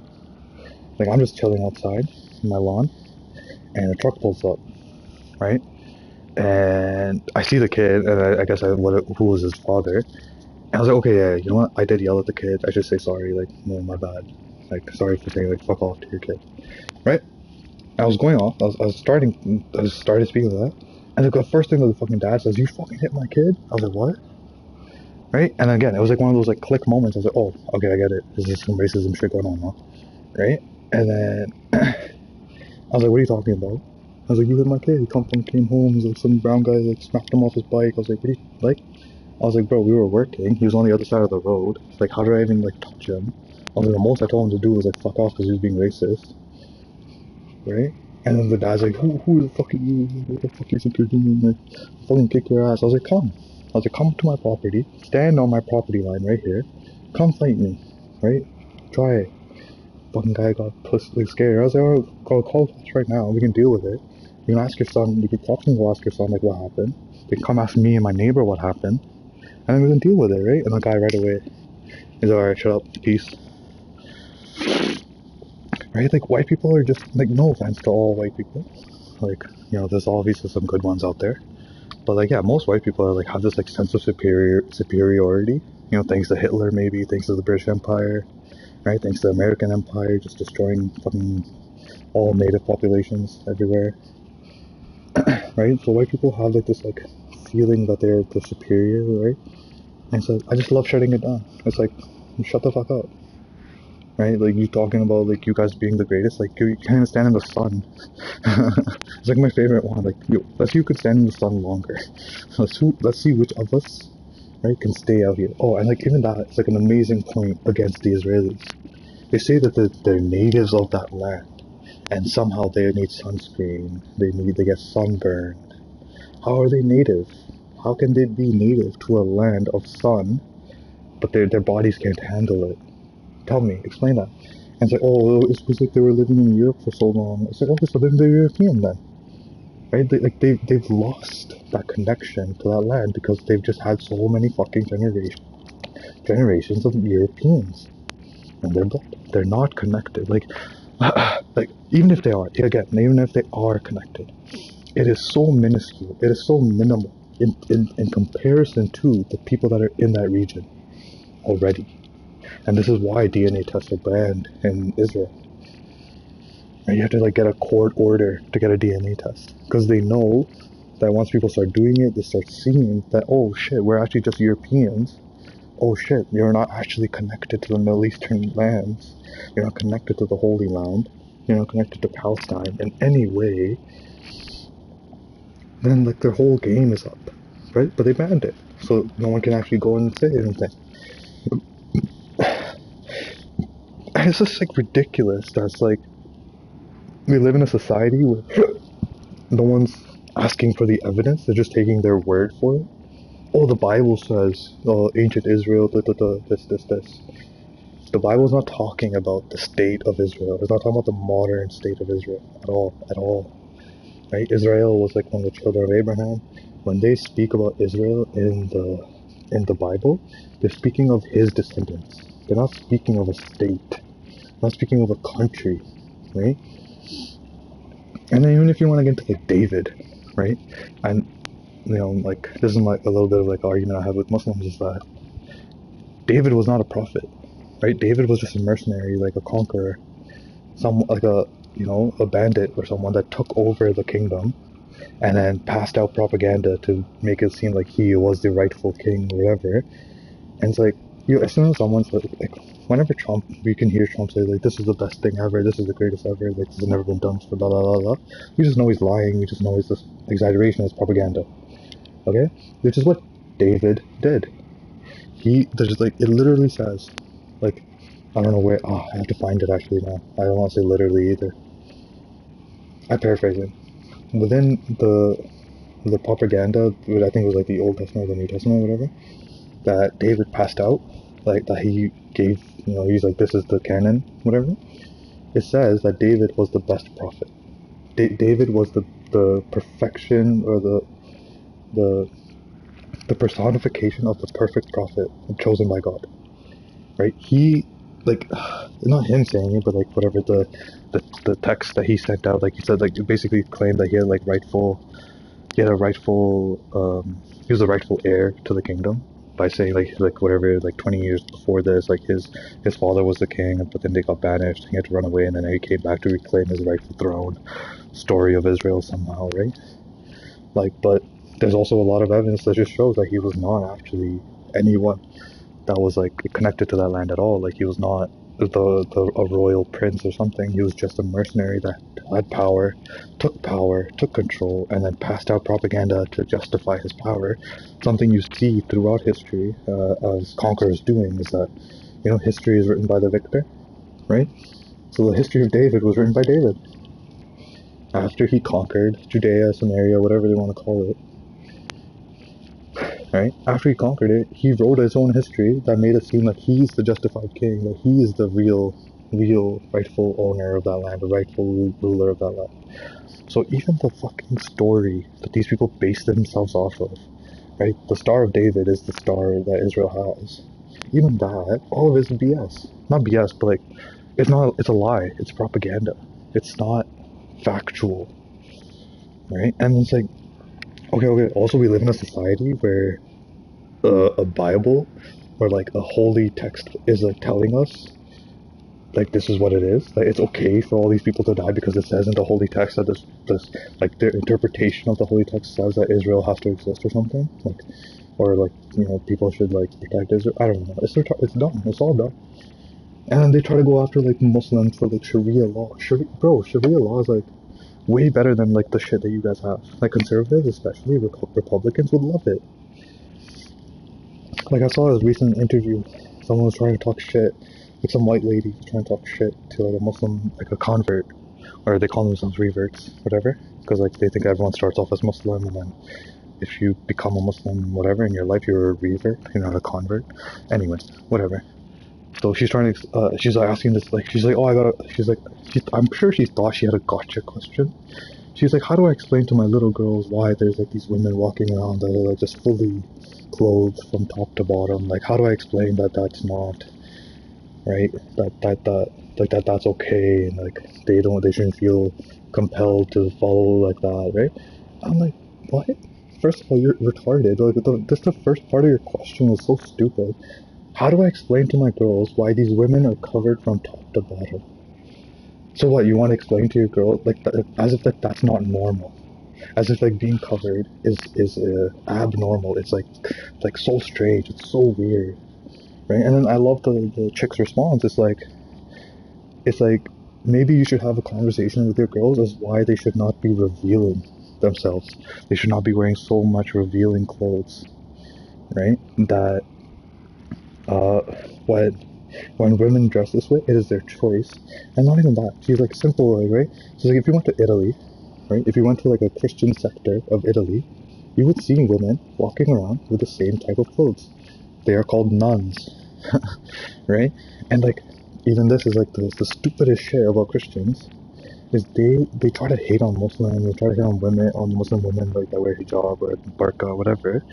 Like, oh look, you're being suppressed, you're being repressed, you're being controlled, you're being told what to do, la la la la la. You can't identify with your own body, you can't express your sexuality. Like conservative values, right? Islam like perfectly portrays conservative values. The same thing the Christians actually wanted in the day, back in the day. Right? And then what do you call it? What do you call it? Yeah, she's like, if you go to Italy, you go to the Christian sector or Catholic sector, whatever, you find these nuns walking around. Even fathers are wearing like fully sleeved, all the way down to their like feet, kind of thing, clothing.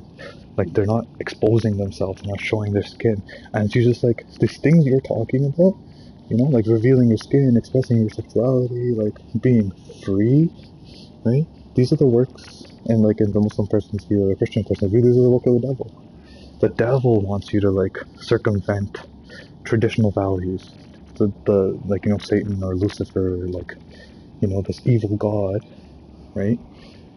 That's what they would want, right? They would want you to do more gambling. They want you to do more drugs, drink more alcohol. They want you to watch porn, make porn, whatever. They want you to debase yourself. They want you to be this deranged, delulu, delusional, whatever, derogatory, like denigrated, like just like shit person. That's the society they're trying to create, and then they're like masking it with like, oh, it's freedom. It's freedom for you to walk around in a bikini, and like, or it's like freedom for a girl to wear a sports bra in the gym and like the tightest fucking shorts, right? That's freedom, guys. That's freedom. That's not like fucking evil. That's not what's that word? There's a word for this. It's not indecent. It's not indecent for a girl to go with a sports bra and like just short shorts to the gym and like tempt. It is, yo. I hate this argument that girls present. Like they can dress however they want. It's the guy's fault for being tempted and looking at them and like all this other shit. Bro, like literally, just go read some biology. Go read about like what puberty does to the male brain, right? What the whole purpose of the human like experience is, right? Like you're gonna procreate. Procreation is a core part of the human experience, right? So at that age, especially when puberty starts, it's like your body signaling that you're ready. You're ready to do this. You're ready to do procreation. And those energy, and again, if you just look at some biology research, you look at like neurochemicals, neurochemistry of like our body, whatever, our brain, everything, you can see that between like 16 to 25 is like a huge spike of just like, wanting to fuck, wanting to procreate, wanting to have children, wanting to just, be with every partner you can be. At least from the guy's perspective. I don't know about girls because I'm not a girl. I'm talking from the guy's perspective and like doing the research. Obviously, I've read some stuff about like female stuff, but I can't understand it on my own because I'm not a girl. Anyway, so yeah, guys in that age range are like just hyper horny, is what I would call it. And it's at that time that like girls are like, and whatever, you go to the gym, any other situation, right? Like every guy's purpose is to do procreation. And I even I've seen some studies where it shows that once a man has had a child, that willingness to go procreate also reduces. Or like, no, not the willingness, like the drive to go procreate reduces. Like, so sometimes it's significant, sometimes it's very little, sometimes it's not at all, right? That's why you got like a lot of baby daddies and all this bullshit out here. But most of the time, when someone has a kid, like a man has a kid, his drive to more procreation also like slows down. So this is like for like single men that are not fathers, right? They're gonna be horny as fuck. They're gonna be like it's their biology to be tempted, and you're telling them that they have to control their biology, they have to control their neurochemistry. right? That like somehow they have to fight against millions of years of evolution or hundreds of thousands of years of evolution because you want to dress like a hoe or like a fucking mannequin. I don't know what do you want. I don't know what the words to use for this. Because like, yo, there was a time. Like, even me, man. Right now, I still like. I'm not gonna lie. I'm not gonna. It's not like I'm gonna ignore a girl walking by like a nice dress or like a nice outfit. I'm not gonna like just like not notice it. I will notice it, right? But I'm not gonna go further. Like I'm not gonna go like, oh, I wanna like whatever, be with her, like have sex with her, whatever, all that. But the society we're living in is pushing us towards that, right? Like even ads nowadays, you see like for the longest time there was like this like luxury casino ad on YouTube videos. And it was just like a blonde chick with like big boobs.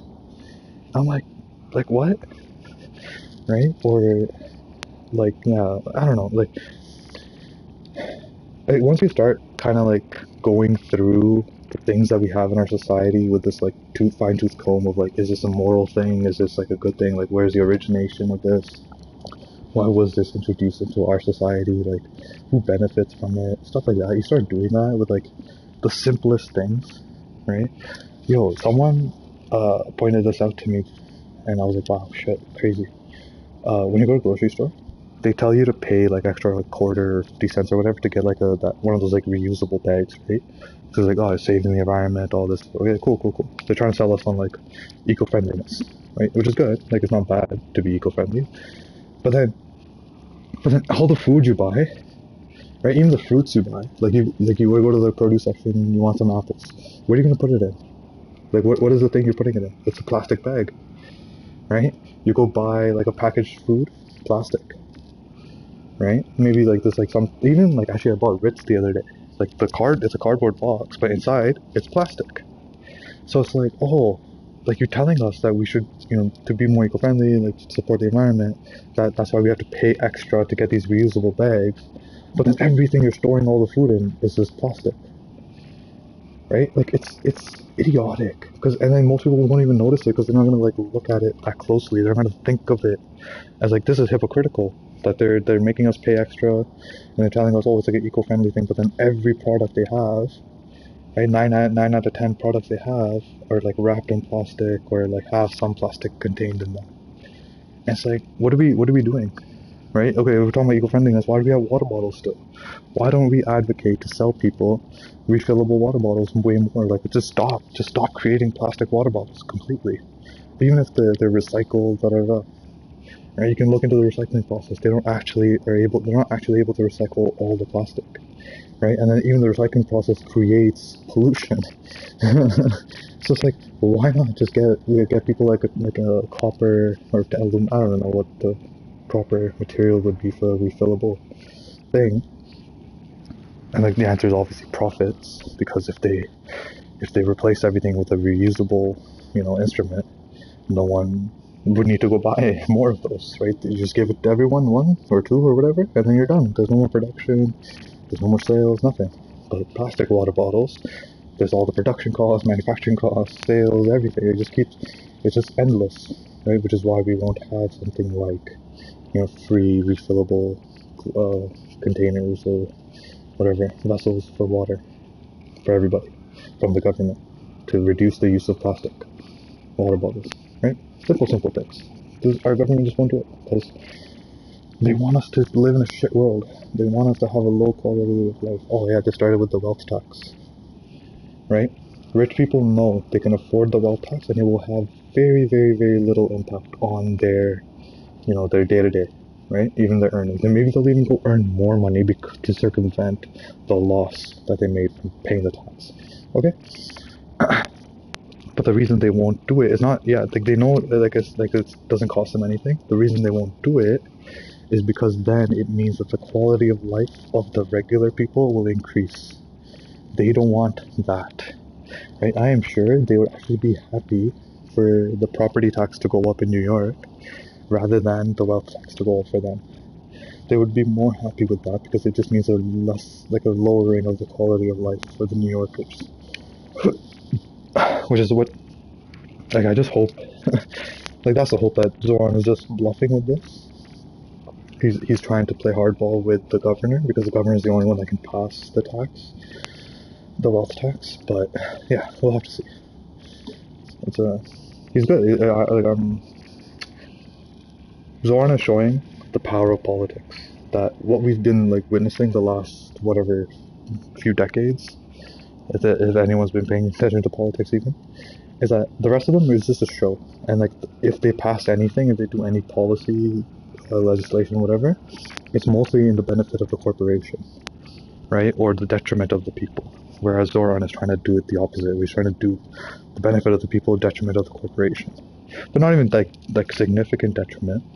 Obviously, he doesn't want. I don't think he would want the businesses in New York to leave, which also they won't because it's fucking New York. But yeah, man, this it's all just a game to them. You know, for us, it's like real, like, you know, even the Jeffrey Epstein stuff. We're like, most of us are shocked at the level of depravity, the level of corruption, how far spread it is. Like, the people that we like least expected to be there are there, right? Like people that hold public offices, like fucking. I mean, I don't even understand why we still have like a royal family, but like Prince Andrew, and they're talking about that he's still in the line of succession. He's still there. Now they're talking about like removing him. I'm like, what? Like, what are we talking? Like, why is there still a king and a queen? Why does that still exist?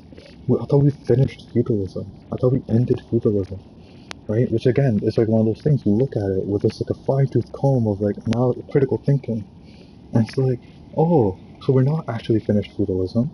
It's just like a facade that they've shown us. Like, oh, there's democracy, there's freedom, you get to vote. Like in England, they vote, but it's like you still have the king. The king still runs everything, probably, right? Or like even if they voted for Starmer or Labour or whatever, what have they done? Nothing. Yeah, like how do you explain this? It's all bullshit. To be honest, like it's just a game to them. Like the Jeffrey Epstein stuff for us is like disgusting. It's deranged. It's crazy, and we're all shocked by it. For them, it's like, oh, we already knew about this. And it's not that big a deal. Don't worry about it. Like, just ignore it, right? Like, and then yeah, even like the DOJ and the FBI saying that there's no evidence in the files to incriminate anybody for them to like start an investigation on anybody and all this. And then like whatever, I've gone through some of them as well, and like you see some people posting analysis and all this, and it's like I actually saw one where it was where the image itself was redacted, but then they had a description of the image, and it was like, oh, it's just like vile. I don't know if I can say it on here, like, you know, like obviously it was like a young underage person, right, being held down by a lot of overage men, white men, is what the description of the thing says. And you know they're holding, you know, certain limbs spread open, right, where there's a cavity, an entrance, and someone is entering that with not the tool that you would normally be used. They were entering it with another one of their limbs that they use to grab things. Okay, so does that make sense? An underage person being held down and having certain part of their limbs spread open, and which the cavity would become accessible, and then some other older man is shoving something that he uses to his limb that he uses to grab things into that cavity, and there's a lot of like fluid of a certain color that we associate with I don't know, cherries and strawberries. There's some fluid like flowing out of that cavity, and you can see it. Well, I mean, like that's what the description of the picture says. The picture itself was redacted, but I don't understand how they can see that. They can see that image. I'm pretty sure. I think even in the picture it said that a couple faces were visible, or in the description it says a couple faces were visible, so they could figure out who the people are. The fucking facial recognition for people's like doing some random shit. They can't do facial recognition for these people, right? Like a pedophilia, sex trafficking ring. And then what do you call it? Yeah. So like, if you just read that description, it's describing a crime, and then the DOJ and the FBI are saying, oh, there's no crime. It's like literally, like the internet has been interneting, and people have just been finding the connections on their own. Like the people are doing better investigations than the Department of Justice and the Federal Bureau of Investigation. And then meanwhile, the fucking Kash Patel and Dan Bongino are on a podcast, like patting each other on the back, like, yeah, we did a good job. We did a good job. Hey, you did a good job lying. You did a good job, like, obfuscating the truth. You did a good job covering up.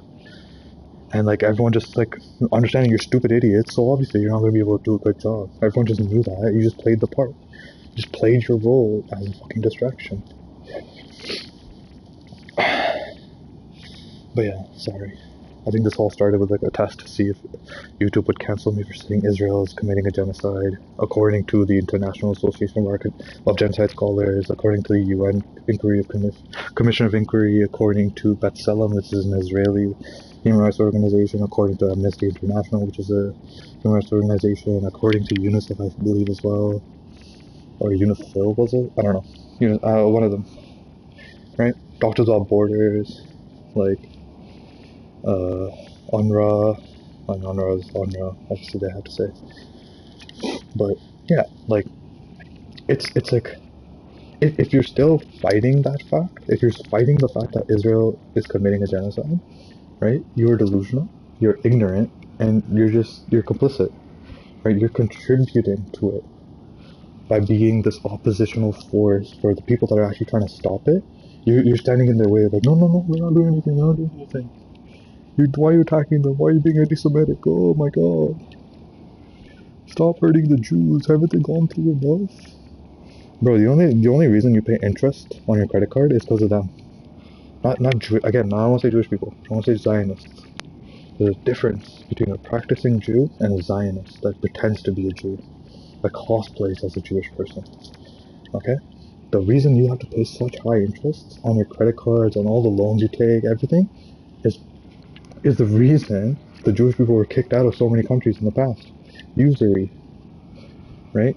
They don't charge interest to themselves, to each other, to other Jewish people, but the goy, the goyim, the non-chosen people, fucking maximum taxes. And this was the reason, right? If you look at it historically, of all the nations, that the Jewish people were kicked out of, the Christian nations, first of all, that banned usury, that banned taking, giving loans to people and then taking interest on top of it. And it's just wild to me that that's like the normal standard in America and Canada, all these Western Christian-ish, Christian-inspired countries that allow usury. You go to a Muslim country, they won't do that. They don't do usury in Muslim countries. Right? I have Muslim friends that they don't even use credit cards because they see it as it's a bad. Like it is a violation of the will of God or something. Like not the will of God. I don't know. Like just other humans. Like you're preying on other humans. Like I don't know if Elon Musk is Jewish himself, but there's actually like a program in banks in America where you can go and you can prove that you're Jewish. They'll give you an interest-free loan. Okay, imagine if everyone had access to that. Right? Even when we go to school, we have to take loans and then pay interest on top of that. Right? But just say you get to go to school, you just took the loan, but there's no interest. You just pay it back when you can. You pay it back when you have earned money and gotten a job and all this. Right? There's people in America that still have student loan, and they're getting hammered by the interest payment. I saw one chick. She's her interest payment was more than what her monthly payment is. Right? Her interest payment was coming up to be the interest that was being added to her loan every month was more than what she was even paying. It was very, very close to what she was paying off. She was mostly just paying off interest every month. She wasn't able to even collect a large sum enough to pay off big amounts, so the interest is lower, right? Because she's living paycheck to paycheck. It's yeah, that's what I'm saying. Once you start looking through or analyzing the simple things in our life with this critical thinking, let's call it, you start to notice how fucked our world is, how idiotic our world is, and then you start seeing the links. I'm not even saying you make a link, you see the link to the state of Israel and the Zionists and all this, not Jewish people. They're just cosplaying as Jewish people, and maybe there are probably some Jewish people that are also acting in bad faith. Probably, I'm not gonna just count them off. Right? They do exist, right? Like there's like my people that are acting in bad faith. There's Christian people acting in bad faith. Right? There's Muslim people acting in bad faith. And then you could just say like they're not actually Muslim, they're not actually Christian, they're not actually Jewish, they're not actually like Sikh, right? But to the world, like they're cosplaying, so people believe that they are. So it's not the Jewish people that control mainstream media or the governments or anything. It's Zionists, which specifically, explicitly does not have a connection to Judaism other than the appropriation of it in order to justify a colonial project of Zionism. Like, it's just white people that happen to be Europe that then just happen to use that for their benefit to then colonize this other country in which, oh, it turns out there's so much wealth because there's oil and gas and all this. I mean, if you saw, what's his boy's name? Jared Kushner? You saw his speech at Davos about, what they're going to do in Gaza, and it's called The Master Plan. Who else has a master plan, bro? Name one hero. Name one, good person that has had a master plan for an area that was decimated, destroyed by the bombs that you funded, that you sent to that entity. Okay? Tell me one hero character, one good character, one Jesus type character, Moses type character that would refer to something like that as the master plan, right? There's only one, what do you call it? What's that word? One caricature that fits into that, someone that would create a master plan. Only one character fits into that role, and that's a villain. That is the bad guy. That is the guy that is acting not in good faith, that is acting in bad faith. A master plan is the thing a villain does, not a hero, not a humanitarian, not someone trying to help the people, right? It's just like that. But people are, and then, maybe the reason I'm able to notice these things, right? I'm not special. It's just that I've cut off most of my social media access. I don't use Facebook, I don't use Twitter, I don't use Instagram. I don't think I ever used TikTok, or maybe I did. I had 2 or 3 videos on it, and that's it. I just never used it, right? I don't use Threads. I don't use anything. The only social media I have left is YouTube, and even that I've reduced significantly.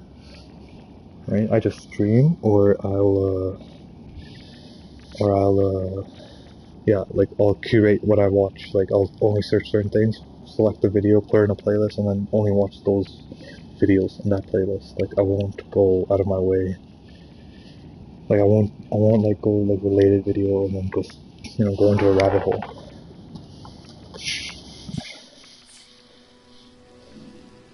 But yeah,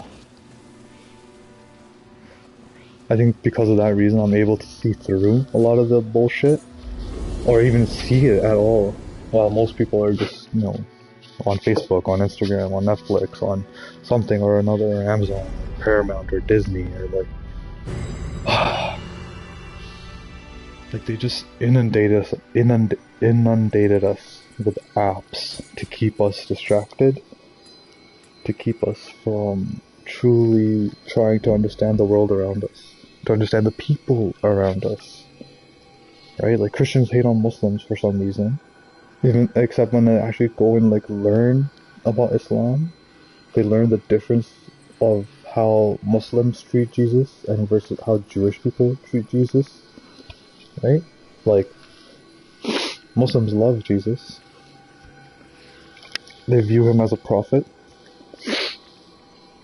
They're not into he died for humanity's sins, but they respect Jesus. Versus Jewish people who say that that Jesus was nothing but a scammer, that he's living in shit, right? Is what Jewish people say about Jesus, the prophet of the Christians. Take that in, right? While the Muslims are saying he was the beloved, he was a prophet of God, right? He came with the true message from God, but it was corrupted, all this other whatever stuff they say, but like they respect Jesus versus Jewish people disrespect Jesus. But then where's the alliance? Or Judeo-Christian alliance? Like what? That's what I mean, like people just need to like read more, open their eyes, think more, you know, listen to the words that they're saying.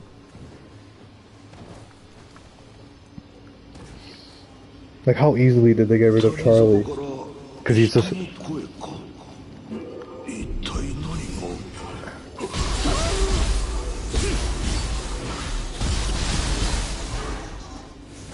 They killed Charlie for asking a question of whether or not there was a stand-down order.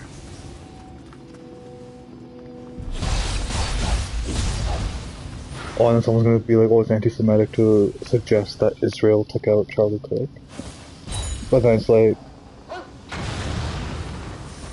I'm not suggesting it. Their prime minister suggested it on his own, without any provocation, without anyone ever saying anything. So like Charlie Kirk gets assassinated within, I think it was like an hour or two. Within an hour or two, fucking Milikowski, Netanyahu, whatever you want to call him, he's on Fox News saying, hey man, we didn't kill him. It was the Islamists. Right? I was like, what?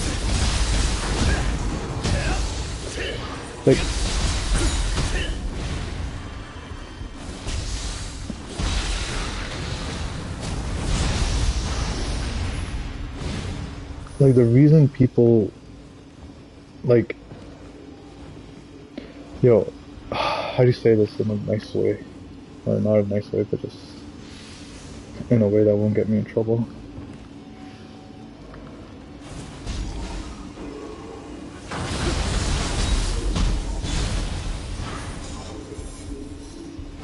Okay, Charlie gets assassinated or whatever. Within an hour or two, Netanyahu was on TV and Fox News saying, it wasn't us guys, it wasn't us. At a time when no one was actually even like thinking of it, no one even made that comment at all. Or no one made that suggestion at all. He's coming out of on his own, saying, hey guys, we didn't do it. And like, to me, that's like a huge suggestion that actually he did it. Or that at least that they knew it was gonna happen. Like, you'd have to be an idiot.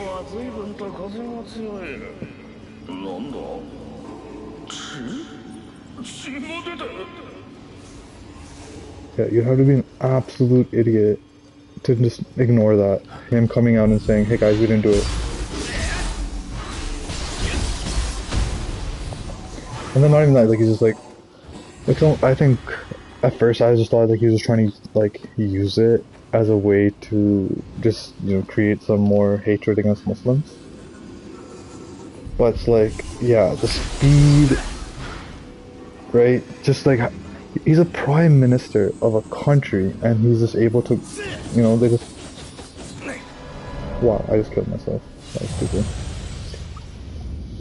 He's a prime minister of a country and within hours, he's on the TV of another country's thing, and you have to understand also there's like a time difference, right? So like it's like nighttime for them, and he's like awake and ready to go and tell the people, hey guys, it wasn't us, right? For me, that was like the clearest suggestion that yeah, if they didn't do it, they had a part in it. They knew it was gonna happen. Okay, there's no other way to look at that.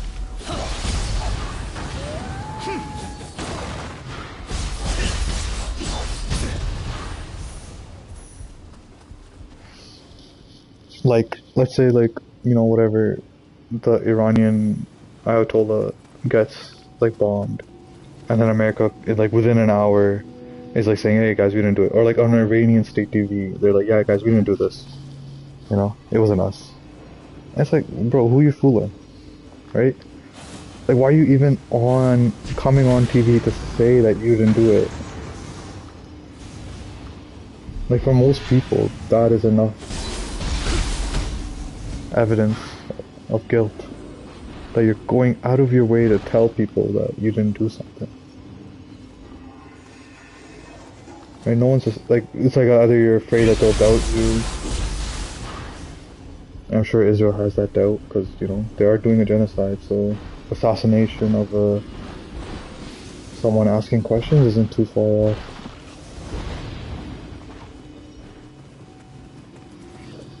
But we'll never get those answers. And yeah, just like how his wife has been taking over the company and orienting it towards like super pro-Israel. Like all of it is just too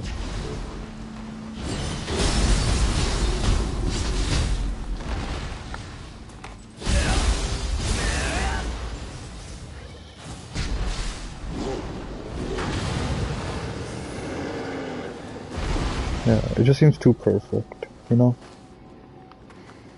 And again, I'm not trying to be like super conspiracy-ish, but a lot of stuff that has happened around the world, if you really look at it, you start noticing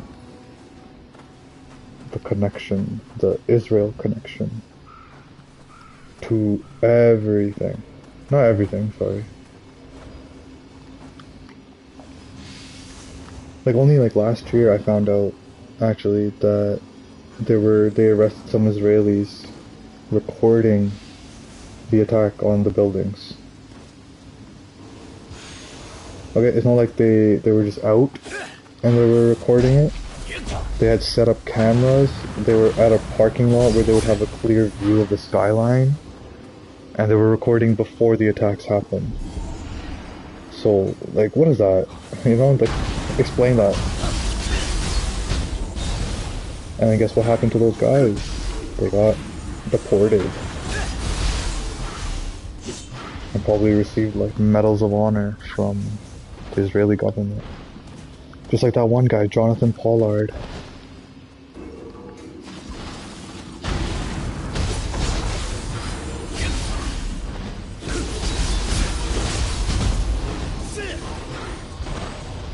People don't know, Jonathan Pollard was like I think he was in the Navy.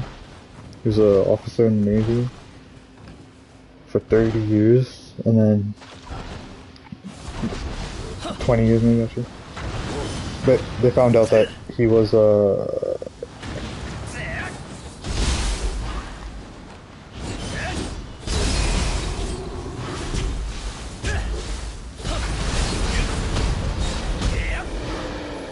yeah, they figured out that he was a spy and he was selling US secrets to Israel. So whatever, they arrested him and then they released him, and then or a couple of years later, whatever, he goes to Israel. He gets a personal welcome by Satan Yahoo.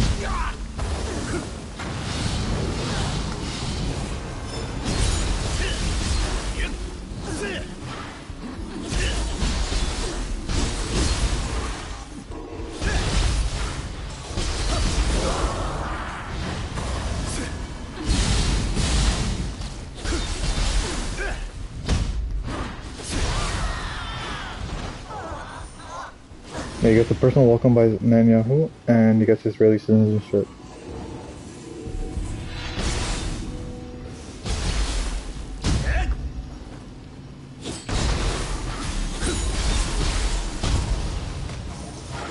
And then the ambassador the Mike Huckabee guy, the ambassador to Israel, is like, he was questioning about why he met him, that spy. He's like, I was happy to meet him. I was like, what? So it's like, obviously these people don't give a shit about America. Like, America is just a tool for them to get more funding and more money for Israel.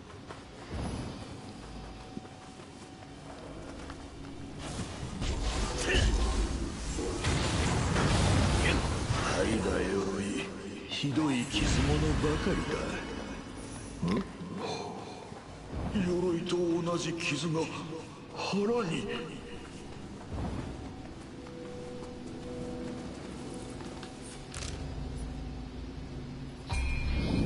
Like, I've seen some people say that it's actually like America is just using Israel, something. That Israel is part of the American colonial project. And I would say, like, maybe in the beginning.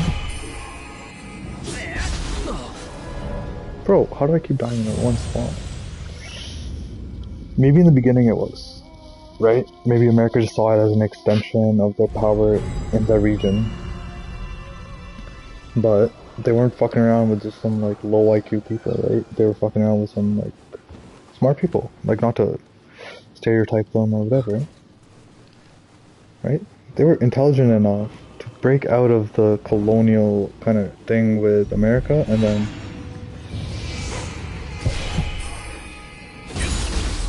basically be their own colonial empire.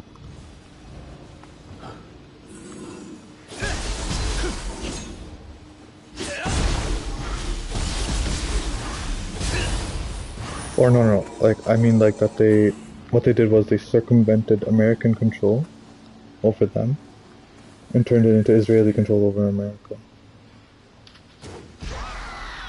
And which is why most of our taxes, or not our taxes,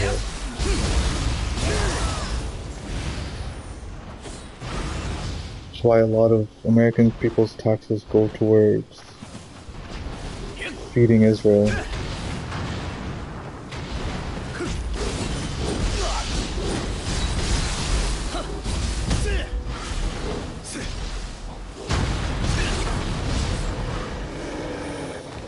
Why most Americans' taxes go towards feeding Israel and giving them free education and free healthcare and all this, right? While they are all struggling.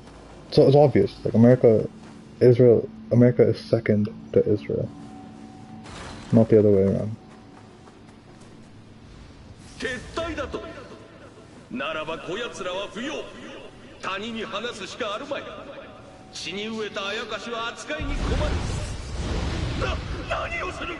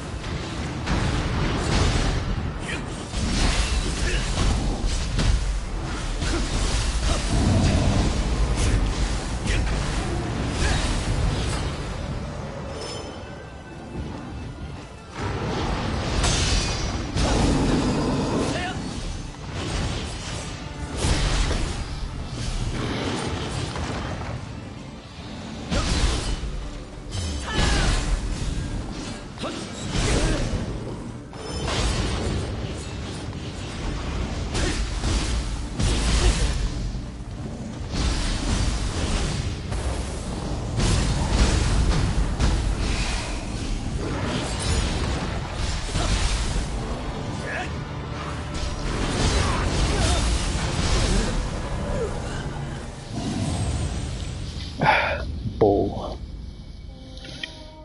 He was basically, I got stuck in the corner.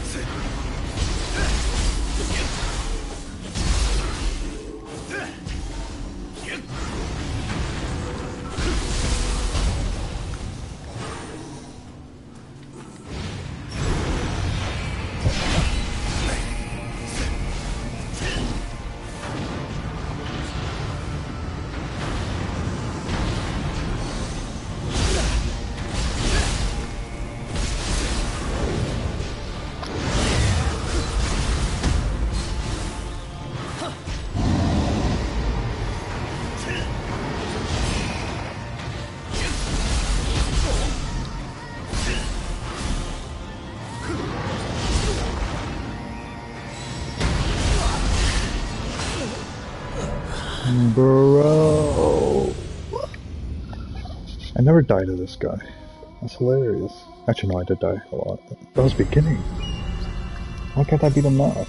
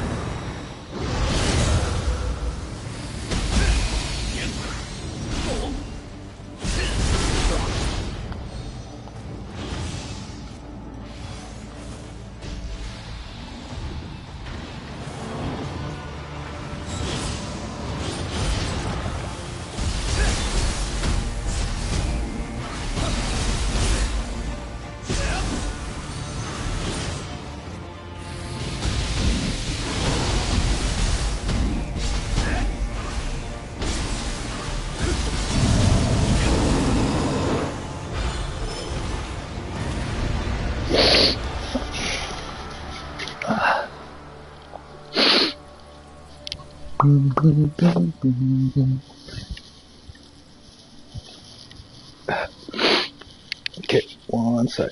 BRB again.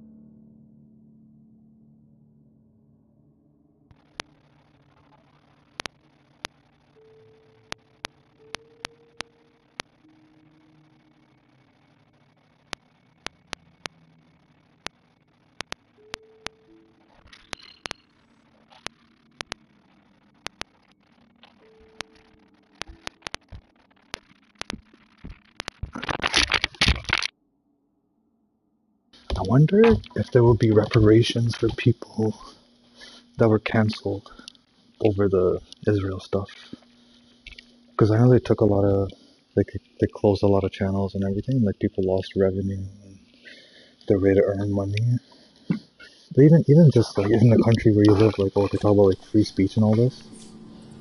And they curtailed that by, like, yeah, banning your account because you said something about, you know, Zionism or Israel, which are facts. Right? Like, I'm not saying any blood libel things. I'm saying literal documented facts that come from, you know, credible organizations, humanitarian organizations, hospitals, doctors, like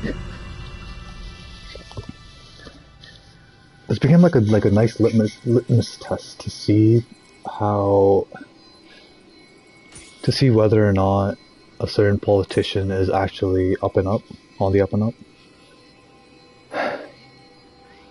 Because a lot of times we see with, like, to me, no, it's just obvious. Yeah, what they're doing is a genocide. Like, it's not, even if you don't want to call it genocide, it's a massacre. It's wrong, right? Like, what they're doing shouldn't be allowed to continue. But for some reason, you know, someone like Keir Starmer can't even say it's a genocide, right? None of the Western leaders will like actually describe it as a genocide, but they'll say, yeah, you know what's happening, we're concerned, it's pretty bad, we wish there was more we could do to help them, yada yada yada, but no action is ever taken. It's just, we just wagged our finger at Israel, and, you know, we hope that they improve, but, you know, they're a sovereign country, they can do whatever they want, and then fucking, like, some other country has, like, some problem, like, oh, they can't do this, we have to go and attack them, we have to stop them, we have to protect their civilians. I think it's, like, in relation to Iran, they're like, oh, this protest, they killed, like, these many people, like, yo, bro, or anyone, whoever listens to this, if you go and search up the videos of protesters destroying mosques, the masjids in Iran, right? You can clearly see these are not people from Iran. These are not Muslim people. These are not Christian people. Alright? You can see in how the destruction, and like I even compared it to a video of seeing how the IDF and the Israeli military police act when they went to like Al-Aqsa or they would go into other mosques. It was like same shit. They're just like kicking the carpets around, like making sure nothing stays on the wall, breaking everything they see, right? And then they finally notice the cameras. Like, oh shit, take down the camera. Right? Like, bro, to anyone that still thinks that Israel is a force of good in the world, or that America is a force of good in the world, is beyond idiotic. Well,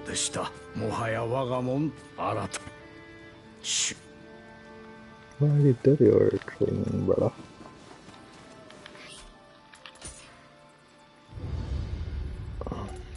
This is not right.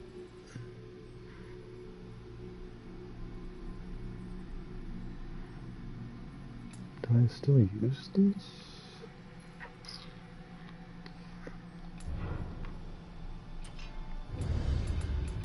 Or Dachi? Oh, that's nice. Yeah, I want that.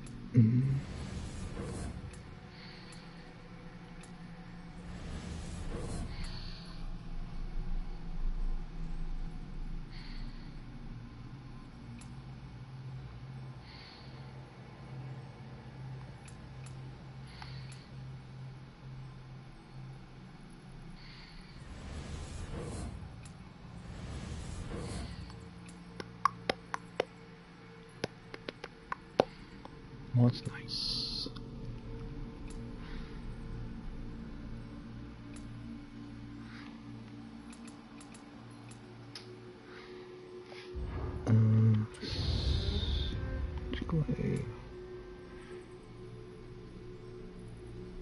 Oh, that's cool.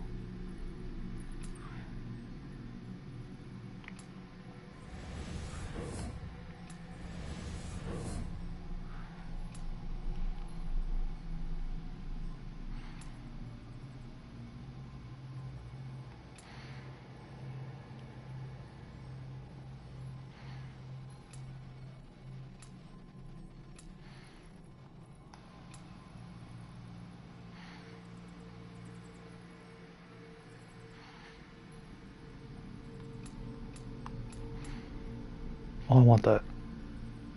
How do I get this? Wait, is this Perry? It looks like a Perry. Oh, it is a parry. I don't want to use that. I don't really like switchblades, so I don't really care.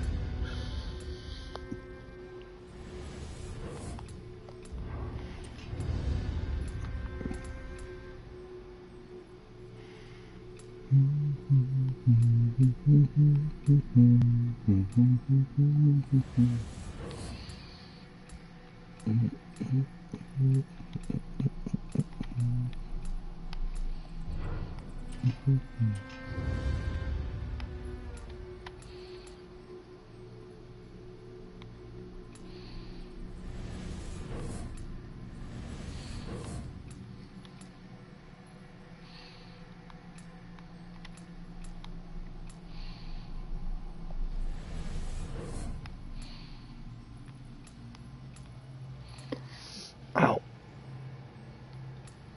Wait, how do I use this? What?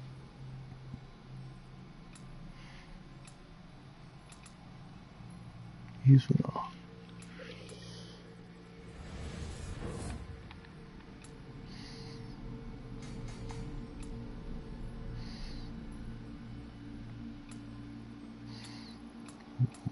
Which one do I have?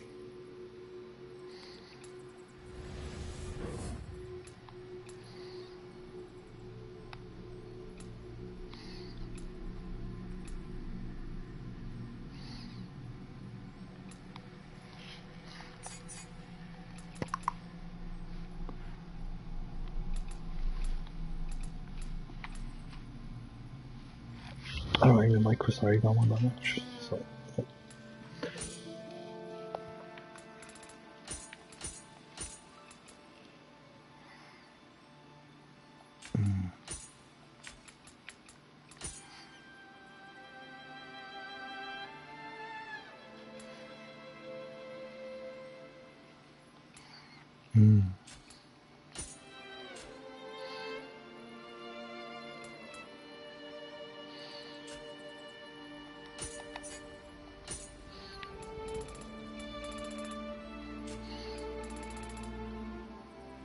I don't like this though, of this game. I wish we could have more than 3 things, like powers, but that's okay.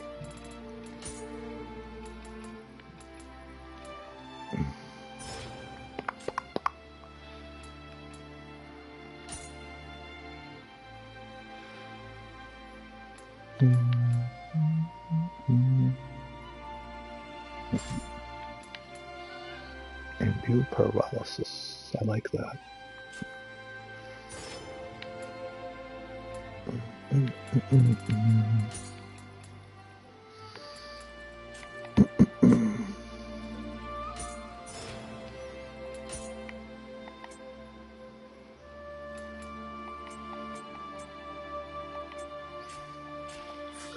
Okay, let's go talk to my friend. さすがのお手並みでした。陰陽の術どうか。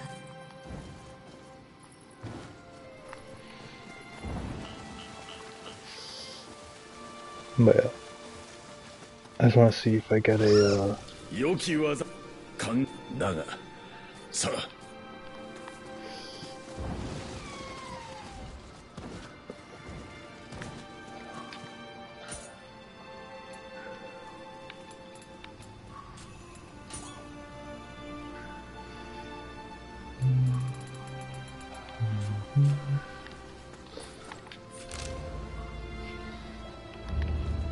What? 待っている間に同時切り安綱か持ち主にゆかりのある地図に手が調子はどう？また来てね。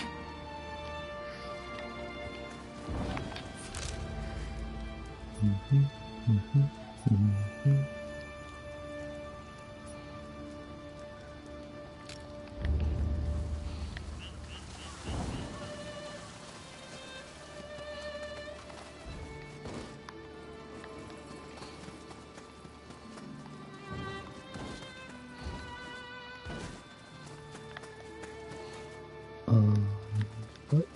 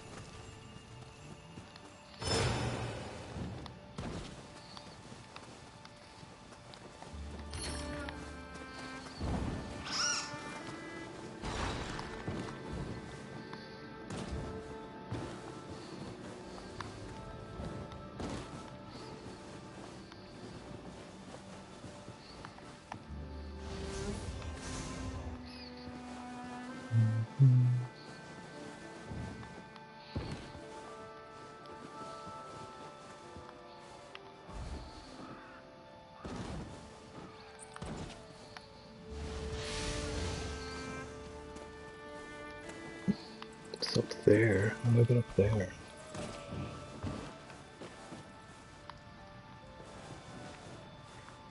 What? How am I supposed to? No, no, don't die.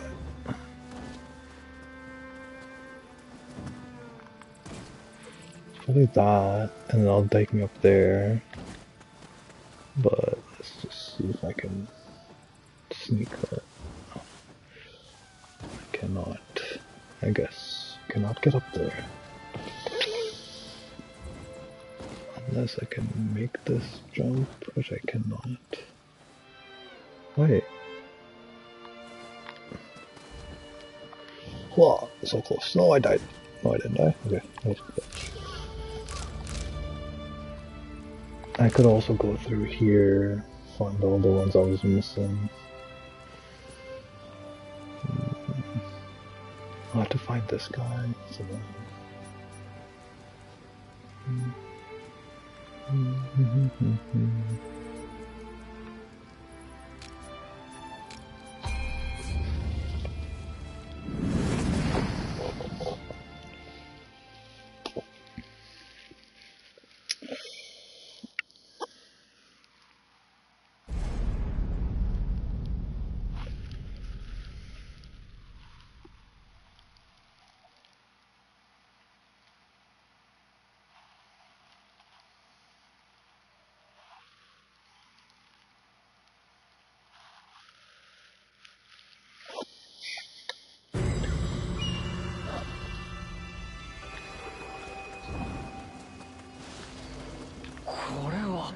素晴らしい。もう少しだ。信玄港のそばにある込められた品を。これを藁に。武田信玄という民を先お主も。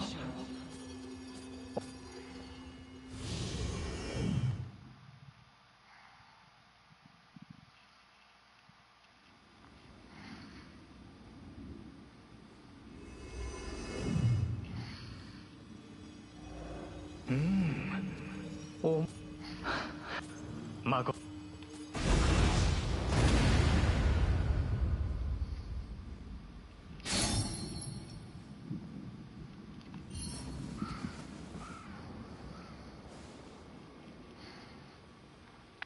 I did see a guy here. He was different. Where'd he go? That guy. I don't think he was here before. But that's okay. I don't give a shite about him. Let's go do all these.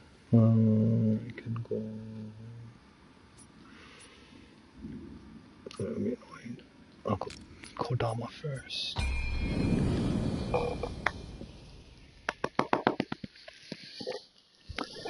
Prince boy.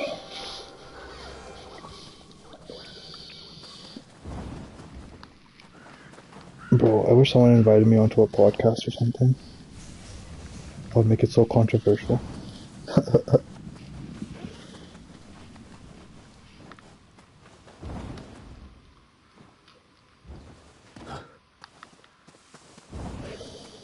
Only because like I would talk about things that people don't want to talk about. Like how America and Israel are the terrorists in the world right now. I mean, tell me, did Russia, Iran, or China go and kidnap the president of another country? Are Russia, Iran, or China funding a genocide currently? You know? I mean, Iran's opposing the genocide. Literally. So, you know, what are we talking about here?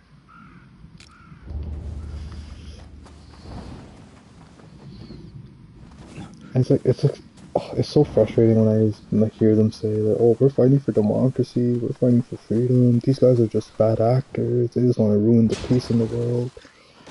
And I'm like, bro, like, you're just speaking about yourselves. We're not speaking about any of these other people. Like, even if they want to talk about Iran, right? Like, Iran's, like, axis of resistance. What are they resisting? Right? They're resisting Zionist imperialism, Zionist colonialism. They are in opposition to a colonizing imperialistic force. So when they take actions and then they just say, oh, that's terrorism, they're bad because they're attacking Israel, it's like, why? Right? It's like most people just forgotten to ask the question why.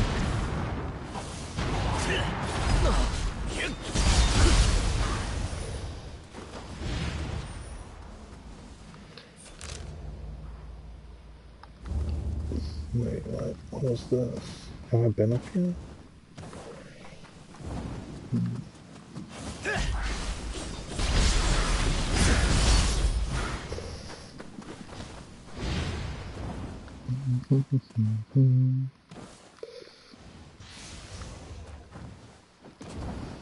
I had a family friend, whatever, like his wife, whatever. They came over, and I think I was talking about like how Australia hasn't really been, using its power to stand against Israel. It's just like helping them, if anything, right? And then my friend, like family friend guy, is just like, oh, they're just being diplomatic. They have to do it. And it's just about like how his like wife. Yeah, his wife was like a stockbroker, and he's like, that was an essential service or something. I'm like, are you retarded? The world would survive without stockbrokers, but they wouldn't survive without doctors or teachers, right? A stockbroker is not an essential job, right? From like right there, I was just like, you're not smart enough to talk to me, or like not smart enough, but like you're just not. Like if this is what you believe, that a stockbroker is an essential worker, right? You're idiotic. Like, you have no logic in your brain anymore. Like, you obviously don't understand what, like, and the fact is that he's even a surgeon. He's more essential than she is. But he said, no, you need economics, you need to trade and all this. I'm like, that's not what a stockbroker does. First of all, right? So it's like, yeah, even the smartest of us, like, people you would expect to be in the top echelon of intellectualism or knowledge are also just giving in to like easy to disprove propaganda. Are you tricking me?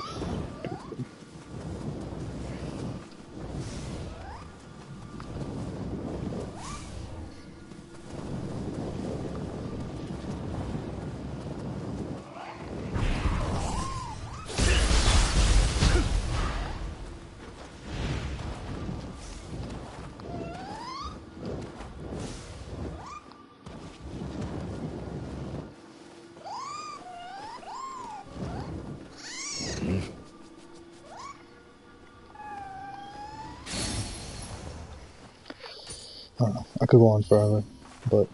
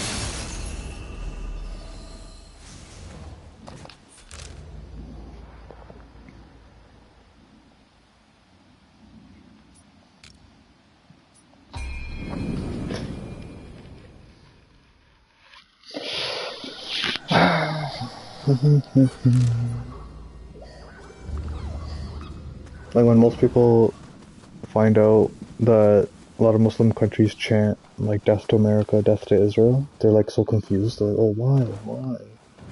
You know, they're so bad, they're so backwards to be thinking like that. But it's like, if you actually go and find out what they've done to those countries, then, and if they had done that to you, to your family, you would also be on board. You would be also saying death to America, death to Israel. And, you know, even saying that doesn't mean death to the civilians and the citizens of those countries. It just means that those ideologies, those political ideologies of, you know, these people should not be allowed to exist in our international world order. And even that is like, you know, been shown to be, yeah, it's all bullshit. There was no international rules order.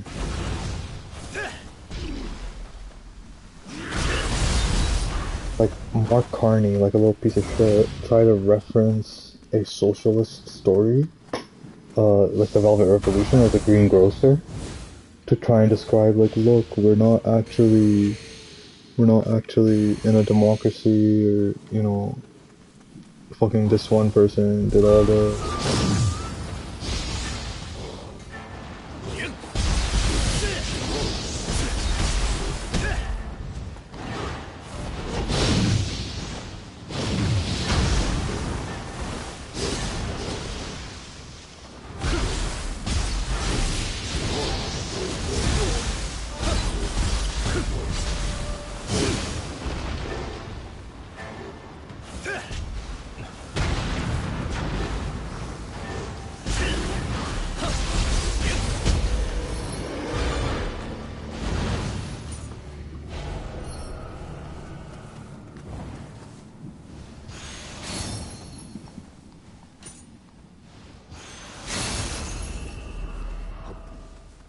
Yeah, I don't know. I have a lot to say about these things, but most people don't care. Most people have just desensitized themselves to caring about politics. You know, they think you're weird if you care about politics. And maybe you are. Maybe you are. But I would say you're even weirder if you don't care about politics. You don't care about the entities that are setting the rules of how you live your life. Like, you don't care how they're doing that. You don't care that, you know, they're all part of like a pedophile sex trafficking ring. Like, you don't care. That doesn't affect you. It doesn't bother you that the people telling you how to live your life are the ones doing these things. Are, you know, that they're telling you to send your little girl to school, send your kids to like these extracurricular activities, pageants, and all this BS, for them to just basically, you know, audit your child, audition your child. And then, oh, one day your child just goes missing. And you're like, I wonder what happened. The government will help me find my child. Bro, they're the ones that took your kid. What are they gonna do? It's just, yeah, it's just idiotic. It's not worth the time. And I'm someone that used to think that I could convince a Nazi to understand what they're doing is wrong. But yeah, the Israelis really, you know, de-amused me of that notion.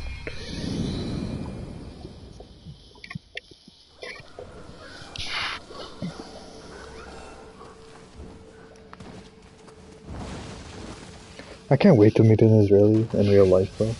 I just can't wait. Like, I want them to do some racist shit to me, and, you know, then get what's coming to them.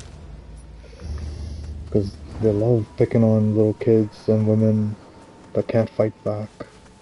You know, or like when they have guns and shit. Let them come to my face. Come in front of me and say some shit. You know?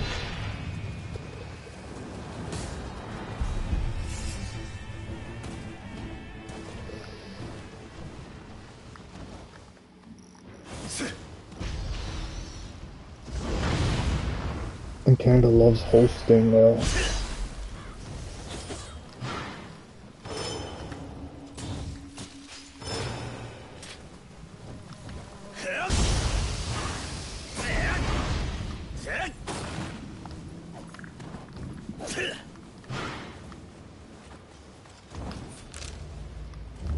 Yeah, Canada loves hosting the Zionists and Israelis and stuff, so hopefully one day.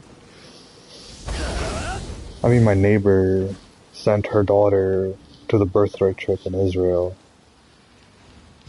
so I don't wanna, like, I'm not saying that she's an Israeli, but if she ever came and said the Palestinians deserve what they're getting, I would slap a bitch.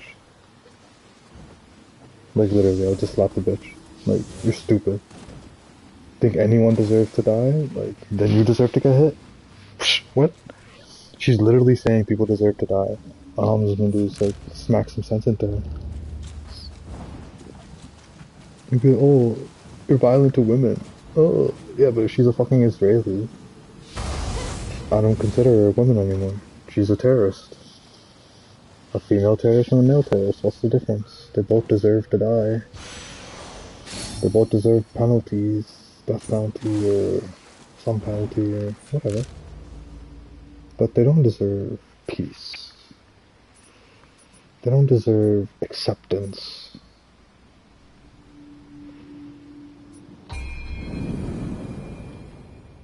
I just can't wait. Can't wait till the day an Israeli comes to my face, says some this racist, stupid fucking bullshit to me, and then instigates me.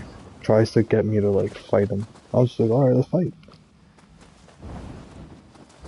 I don't care. But what are you gonna do? What's the worst you're gonna do? Arrest me?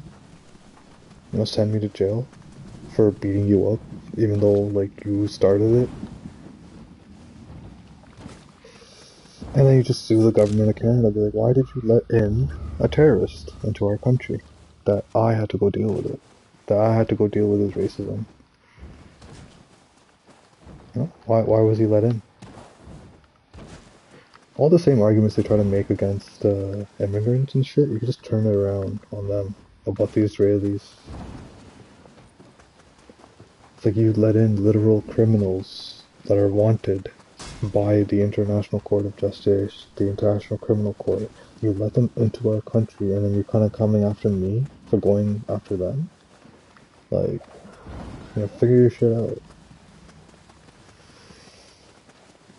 Yeah, even there's like this notion that Canada is like a peaceful country, and it's like, nah. If you look at the history, it's just Canada's like the supporting force of colonialism, of imperialism, right? Like they don't stand against, you know, America or Europe or Israel or whatever whenever they do some stupid shit. They give them support.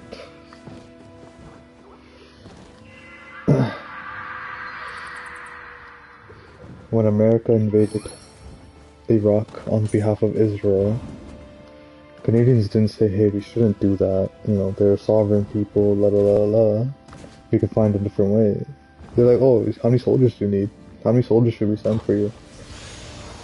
To help you commit your atrocities. And even in the Epstein files, there's some, like, evidence that suggests that Epstein would get his rich friends, into he'd help them go to Afghanistan, get a military escort, and then just go to allow them to go gun down villagers in Afghanistan. Like that's in the Epstein files. And then even what's the name? I forgot his name. McGregor. Some general that a lot of people know about. Like you've seen him like speak.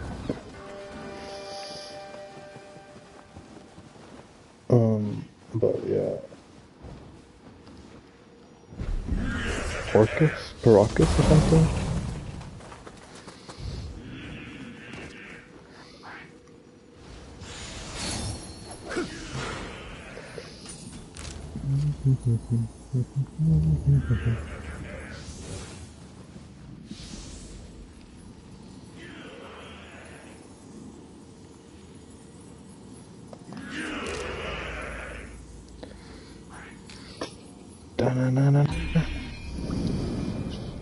I just want to finish all these.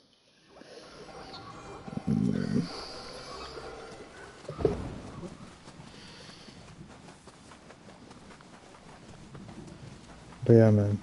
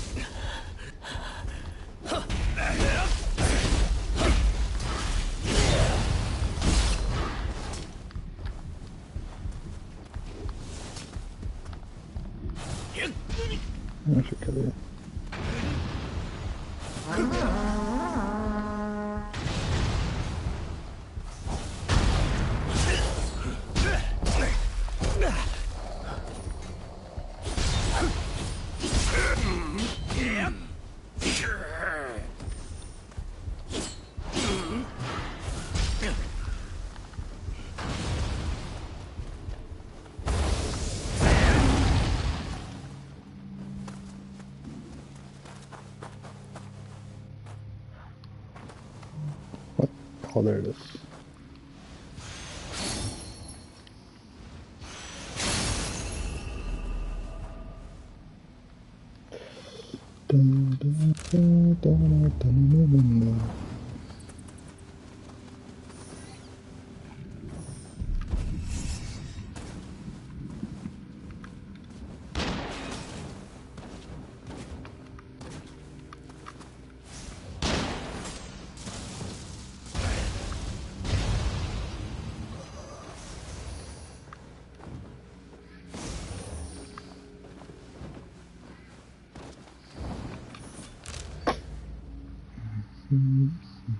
Can't do that one yet. I could go do this. I already got this, I'm so sure. I think, what is this? Oh my god, there's so few things over here. Let's go get this guy.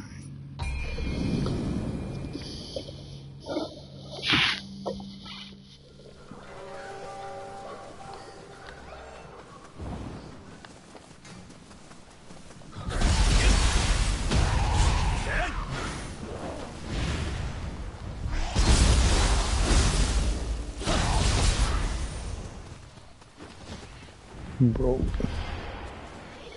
New Game Plus is gonna be sick.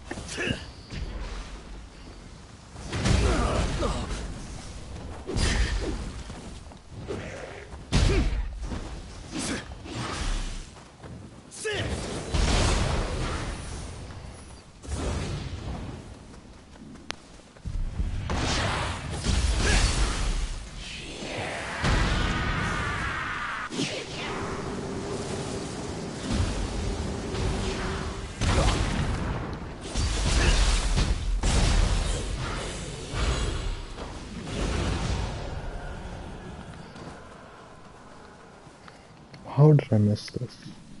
How possible?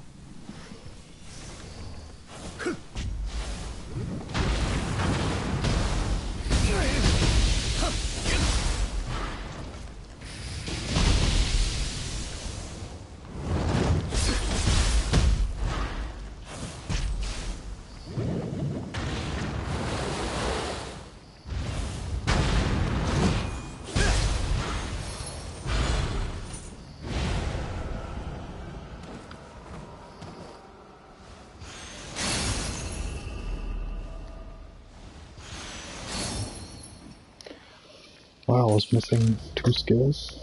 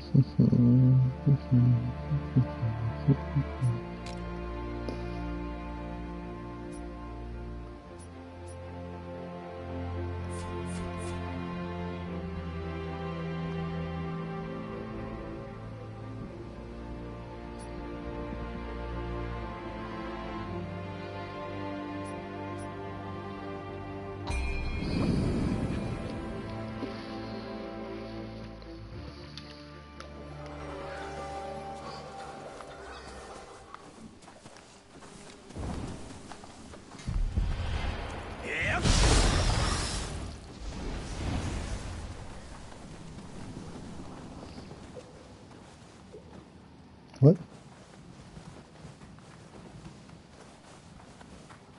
Oh, he's up there? Brother, how am I getting up there?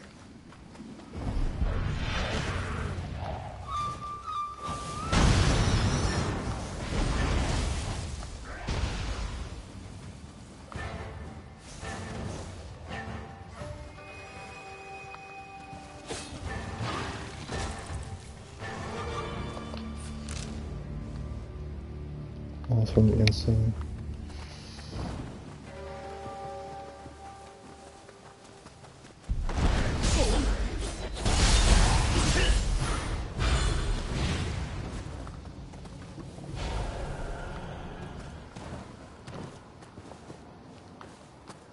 thought there was a shortcut.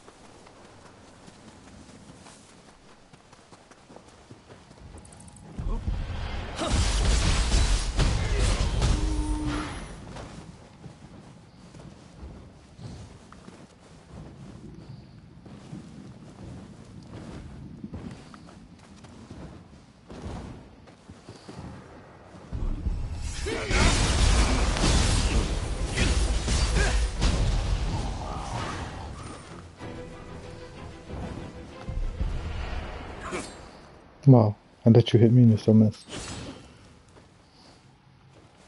Hit.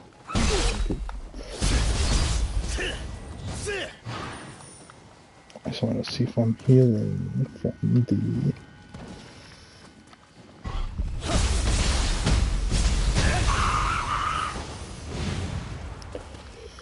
just want to see if I was healing from the stuffs.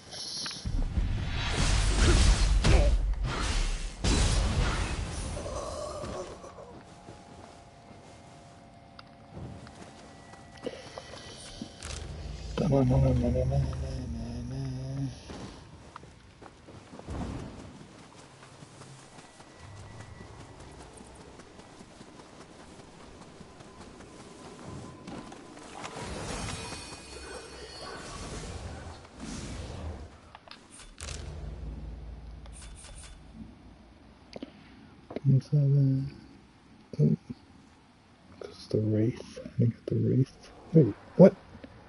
Wait. Oh, it's real time. That's this. I didn't get the Wraith, right? Yeah. It's in one chest. Where am I missing a chest? Okay. And here I'm missing the chest. Here. I think everything else is 100, 100, 100, 100, 100. Oh, wait, I'm just missing the master. Chest, which is probably over there anyway. 100, 100, and then, yeah. And this one's gonna be long because of that guy. Yeah, let's go.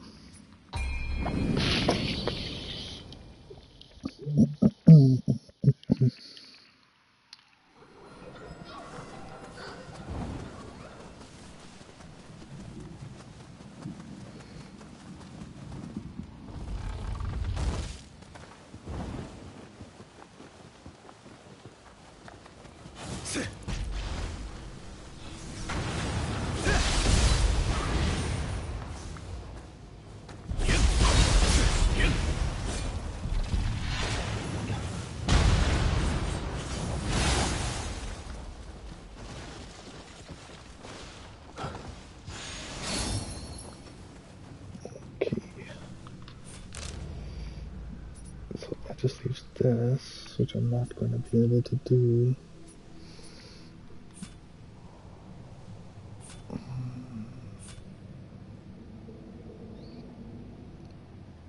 It has to be this, right? Fuck it. I don't want to fight get that demon.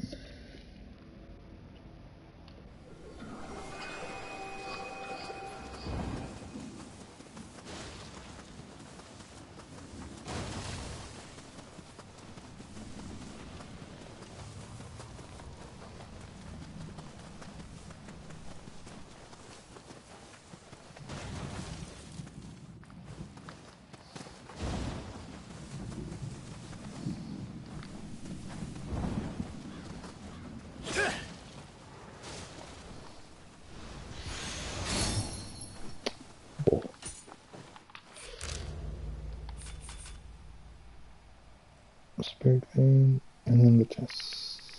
Yeah, okay. So I'm guessing then this also is something I can pick up. Or this. Why is there two? That's the bowl. Guys, it's just good job.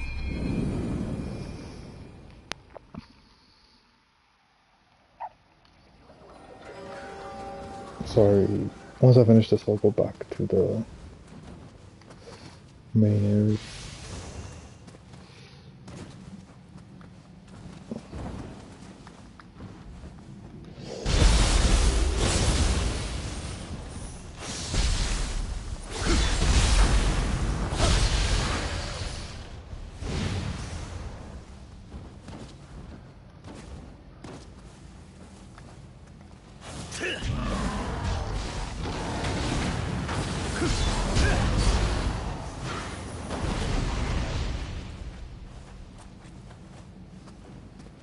Oh, I didn't fight a guy?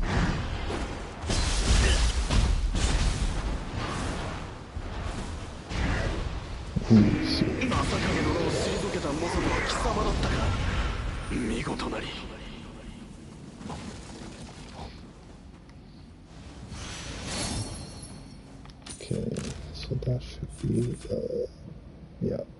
Only thing left is the Wraith. So then what's this? Okay, whatever. 100, no, not 100 because of that guy. And this is the one. To this guy. I don't want to fight him, but let's try.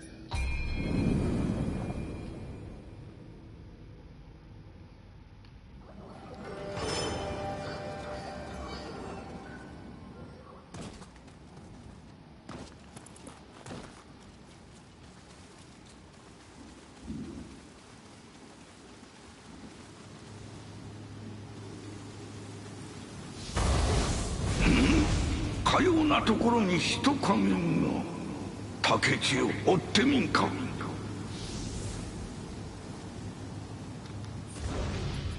Okay, I am level 74.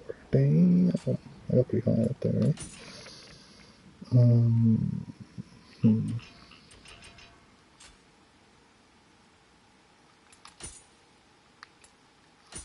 Everything is pretty good. Okay, which one is better? Second. That one is okay.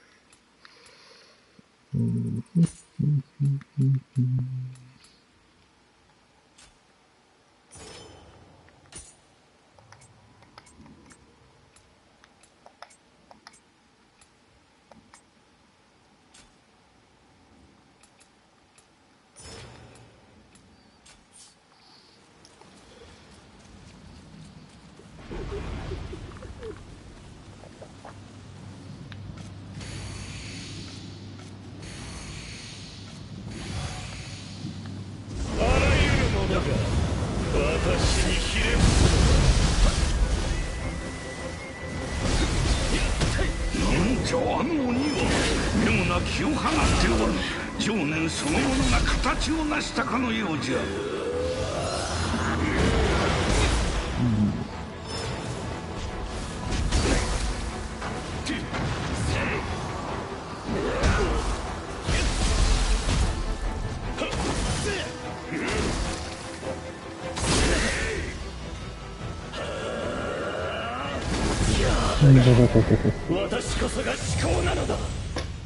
Yeah, bro, because you're too strong.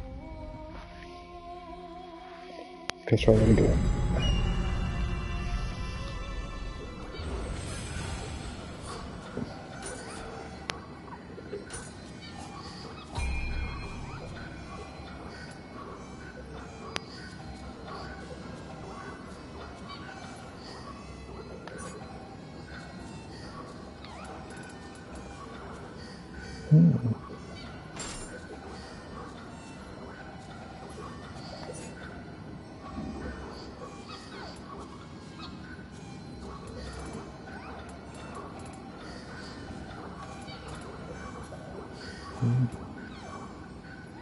There's everything about this one, right?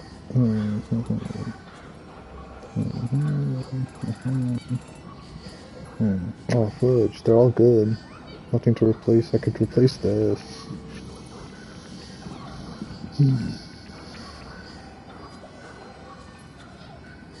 For more health, though, it's not worth it.